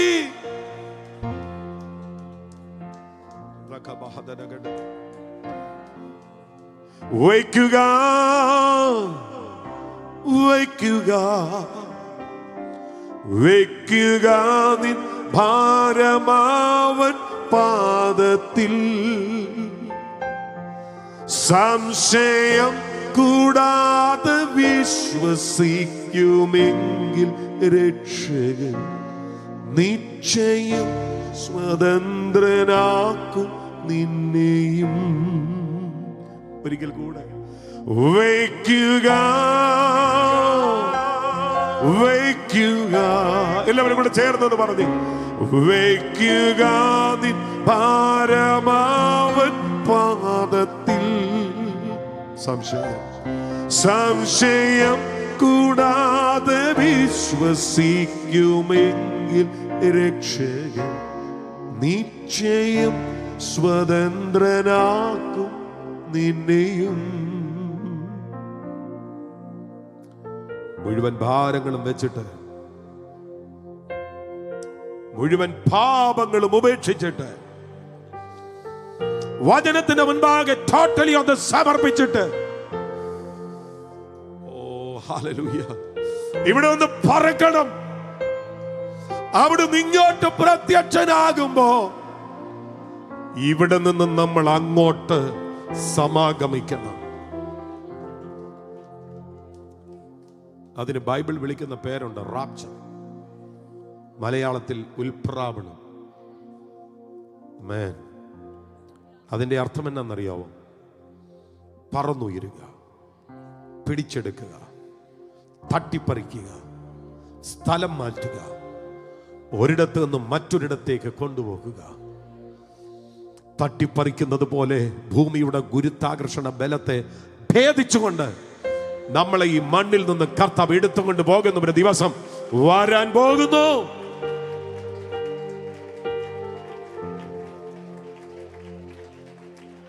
അതിനൊരു നല്ല സാദൃശ്യം ഞാൻ പറയാം. ഉയരത്തിൽ പറക്കുന്ന ഒരു പരുന്ത് താഴേക്ക് പറന്നിറങ്ങി വന്നിട്ട് ഒരു കോഴിക്കുഞ്ഞിനെ അതിന്റെ കാലിൽ റാഞ്ചിയെടുത്ത് കൊണ്ടുപോകുന്നത് നിങ്ങൾ കണ്ടിട്ടില്ലേ? അതേ ക്രമത്തിൽ യാഗം ചെയ്ത, നിയമം ചെയ്ത സകല വിശുദ്ധന്മാരെന്ന് പഴയ നിയമത്തിൽ വായിക്കുന്നത് പോലെ യേശു ക്രിസ്തുവുമായി ഉടമ്പടി ബന്ധം ചെയ്ത, യേശു ക്രിസ്തുവിന്റെ രക്തത്താൽ കഴുകപ്പെട്ട, ദൈവവചനത്തിന്റെ പ്രമാണങ്ങളെ നെഞ്ചോട് ചേർത്ത് പിടിക്കുന്ന, പരിശുദ്ധാത്മ നിറവിൽ ജീവിതം നയിക്കുന്ന, ദൈവസഭയോട് ചേർന്ന് വിശ്വസ്തയോടെ നിൽക്കുന്ന, പാപങ്ങളോട് ഗുഡ് ബൈ പറയുന്ന ഒരു വിശുദ്ധ ജീവിതം നയിക്കുന്ന കർത്താവിന്റെ മണവാട്ടിയെ, കർത്താവിന്റെ കാന്തയെ, അവിടുത്തെ സകലത്തെയും കീഴ്പ്പെടുത്തുവാൻ കഴിയുന്ന വ്യാപാര ശക്തി ഇവിടെ നിന്ന് എടുത്തുകൊണ്ട് പോകാൻ പോകുന്നു.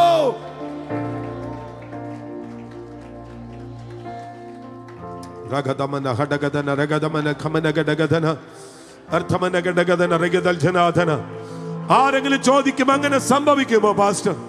എടുത്തുകൊണ്ട് പോകുമോ? ഉൽപ്പത്തി 5:2 പറയുന്നു, വിശ്വാസത്താൽ ഹാനോക്ക് മരണം കാണാതെ എടുക്കപ്പെട്ടു. ഹാനോക്കിനെ എടുത്തുകൊണ്ട് പോയത് സത്യമാണെങ്കിൽ സഭയെ ഇവിടെ ഒന്ന് എടുക്കുന്ന ദിവസങ്ങൾ വരുന്നു. 2 രാജാക്കന്മാർ 2:10 പറയുന്നു, ഏലിയാവിനെ ചുഴലിക്കാറ്റ് എടുത്തുകൊണ്ടുപോയി. അത് സത്യമാണെങ്കിൽ, മരണമില്ലാതെ ഏലിയാവിനെ ഒരു ചുഴലിക്കാറ്റ് എടുത്തുകൊണ്ടുപോയത് സത്യമാണെങ്കിൽ, സഭയെ ഈ മണ്ണിൽ നിന്ന് കർത്താവ് എടുത്തുകൊണ്ട് പോയിരിക്കും.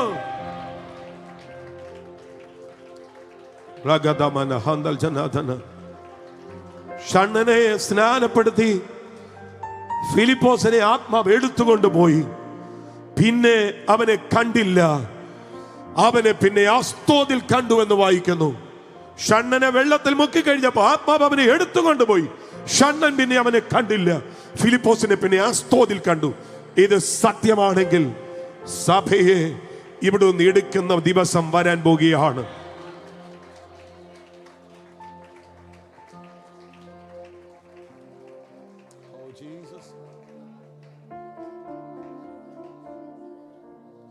ഇത്രമാം സ്നേഹം ഉയിർ കൊടുത്തെനിക്കായി മന്നവ വർണ്ണിപ്പാനെഴുതല്ല എനിക്ക്, മന്നവ വർണ്ണിപ്പാനെഴുതല്ല എനിക്ക്, തേടി വന്നു ദോഷിയ എന്നെയും നാഥ, തേടി വന്നു ദോഷിയാമെന്നെയും നാഥ. ഒത്തിരി നഷ്ടപ്പെടുത്തിയിട്ടാണ് നിങ്ങൾ കർത്താവിനെ ആരാധിക്കാൻ ഇറങ്ങി തിരിച്ചിട്ടുള്ളത്. പലതും വേണ്ടെന്ന് വെച്ചിട്ടാണ്. ഒരു കാര്യം ഞാൻ നിങ്ങളോട് ആത്മാവിൽ പറയാം, നിങ്ങൾ വേണ്ടാതെ വെച്ചിരിക്കുന്നതിൻ്റെ വില എന്താണെന്ന് നിങ്ങൾ കാണുന്ന ഒരു ദിവസമുണ്ട്. അതിവിടെയല്ല, അങ്ങേ കരയിൽ ചെല്ലട്ടെ, അങ്ങേ കരയിൽ ചെല്ലട്ടെ. നാം നേടിയത് എന്താണെന്ന് അറിയാൻ പോകുകയാണ്. നാം നേടിയത് എന്താണെന്ന് അറിയും.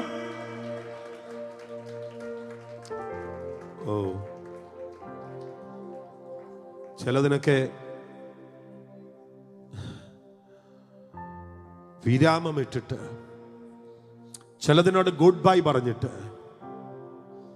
അത് വേണ്ട എന്ന് പറഞ്ഞ് കർത്താവിൻ്റെ മുഖത്തേക്ക് നോക്കി വിശ്വാസ ജീവിതം നയിക്കാൻ ഇറങ്ങിത്തിരിച്ച നിങ്ങളോട് ഞാൻ ആത്മാവിൽ പറയാം, നിങ്ങൾ നേടിയത് എന്താണെന്ന് കാണുന്ന ദിവസങ്ങൾ വരാൻ പോകുന്നതേ ഉള്ളൂ.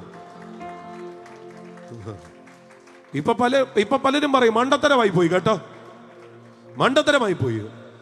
ഓ, നിങ്ങൾ സമൂഹത്തിൽ എങ്ങനെയായിരുന്നു ജീവിച്ചത്? ഇപ്പൊ മണ്ടത്തരമായി പോയി. മണ്ടത്തരമല്ല കേട്ടോ. കർത്താവിനെ അനുധാപനം ചെയ്യാൻ ഇറങ്ങിത്തിരിച്ചത് മണ്ടത്തരമല്ല. ഇതകത്ത് കയറിയപ്പോ ഉണ്ടല്ലോ, ചിലർ പറയുക ഞങ്ങൾക്ക് ഡെലിവറൻസ് വേണ്ട, ഞങ്ങൾക്ക് ഏറ്റവും നല്ല ഒരു പുനരുത്ഥാനം മതി. അതാ പറയുന്നത്, ഉദ്ധാരണം കൈക്കൊള്ളാതെ ഭേദ്യമേറ്റു. അവർ പറഞ്ഞു ഞങ്ങൾക്ക് ഉദ്ധാരണം വേണ്ട, ഞങ്ങളെ കൊന്നു കളഞ്ഞേക്കാൻ പറഞ്ഞു. ഏറ്റവും നല്ല ഒരു പുനരുത്ഥാനം. ഹല്ലേലൂയ. സഭ കടന്നുപോയ പീഡനങ്ങൾ ചെറുതല്ല കേട്ടോ. ഏതോ ഒരു യോഗം തടസ്സപ്പെടുത്തിയതല്ല സഭ കടന്നുപോയ പീഡനം.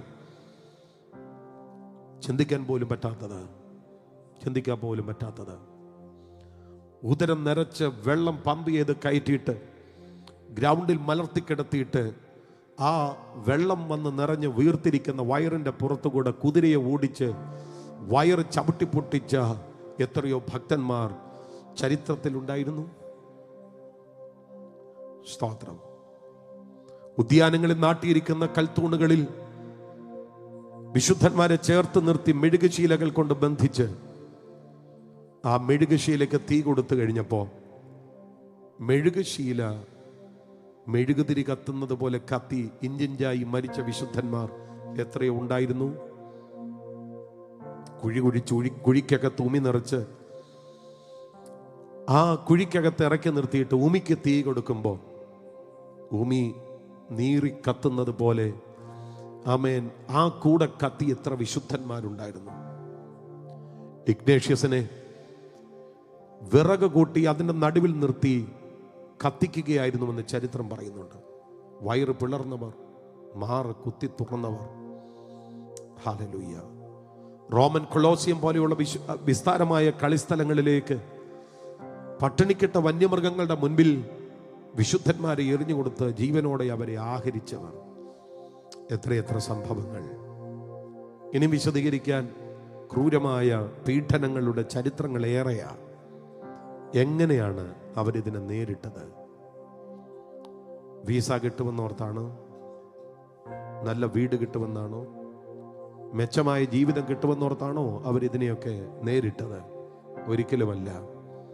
അവരിതിനെയെല്ലാം നേരിട്ടത് അകത്ത് കത്തുന്ന പ്രത്യാശ കണ്ടിട്ടാണ്. തേജസ്സിന്റെ വെളിപ്പാട്, തേജസ്സിന്റെ വെളിപ്പാട്. മഹത്വം കണ്ടവനെ മരണം പേടിപ്പിക്കത്തില്ല. ആ വാക്ക് ഞാൻ വീണ്ടും ആവർത്തിക്കാം. മഹത്വം കണ്ടവനെ മരണം പേടിപ്പിക്കത്തില്ല.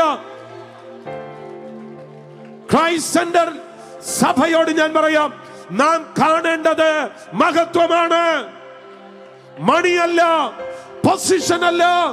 മഹത്വം കാണുക. മഹത്വം കാണുന്നവനെ മരണം പേടിപ്പിക്കത്തില്ല.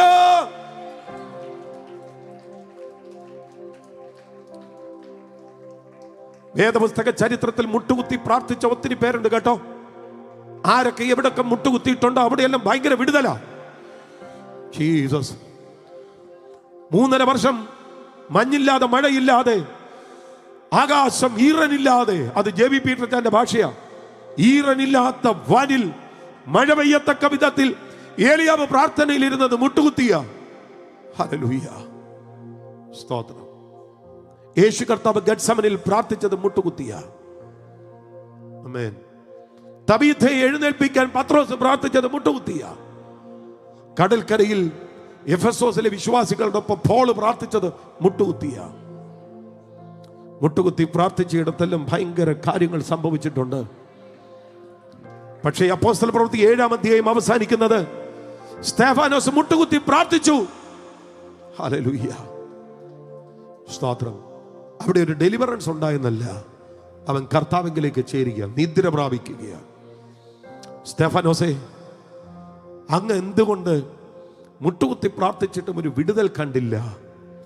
ആമേൻ. നിങ്ങൾ അപ്പോസ്തല പ്രവൃത്തി 7-ാം അധ്യായത്തിന്റെ 58, 59 വാക്യങ്ങൾ വായിക്കണം. അവിടെ എഴുതിയിരിക്കുന്നത് എന്താണെന്നറിയാമോ? ആമേൻ. സ്തെഫാനോസ്, ആമേൻ, പിതാവിന്റെ വലത്തുഭാഗത്ത് യേശു നിൽക്കുന്നതും ദൈവ മഹത്വം കണ്ടു.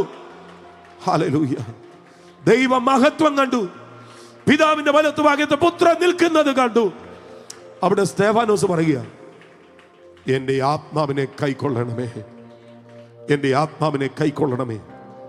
മഹത്വം കണ്ടവന് ആയുസ്സൊരു വിഷയമല്ല. മഹത്വം കണ്ടവനെ മരണം പേടിപ്പിച്ചില്ല. ഞാൻ ആ വാക്ക് വീണ്ടും ആവർത്തിക്കാം. മഹത്വം കണ്ടവനെ മരണം പേടിപ്പിച്ചില്ല. ഇന്ന് പകൽ ഈ ആരാധനയിൽ നിന്ന് നിങ്ങൾ പുറത്തേക്ക് പോകുമ്പോൾ നിങ്ങളുടെ കണ്ണിൽ തിളങ്ങേണ്ടത് മഹത്വത്തിന്റെ വെളിപ്പാടാണ്. ഓ ജീസസ്, എത്ര പേര് പ്രാർത്ഥിക്കും, കർത്താവേ മഹത്വത്തിന്റെ വെളിപ്പാട് എന്റെ ആത്മാവിൽ താ. വേഗം പ്രാർത്ഥിച്ചോ, വേഗം പ്രാർത്ഥിച്ചോ.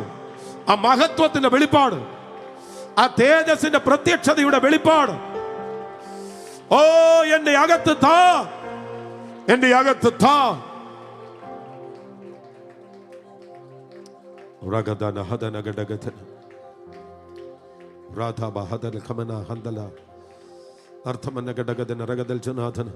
അങ്ങനെ പ്രാർത്ഥിക്കാൻ പറ്റുമോ?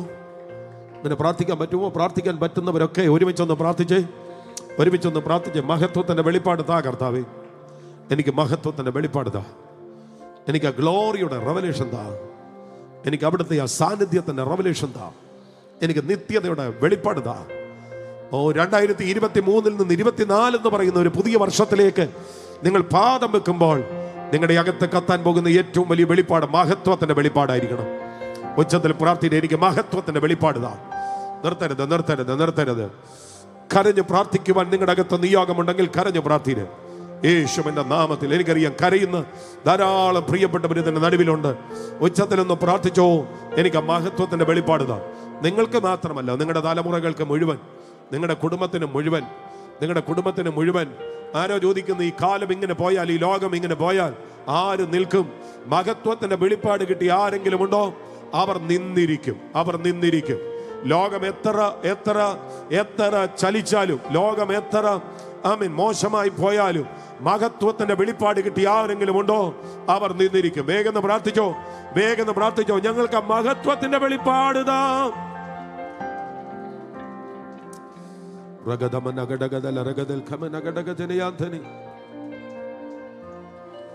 മഹത്വത്തിന്റെ വെളിപ്പാട്, മഹത്വത്തിന്റെ വെളിപ്പാട്, മഹത്വത്തിന്റെ വെളിപ്പാട്.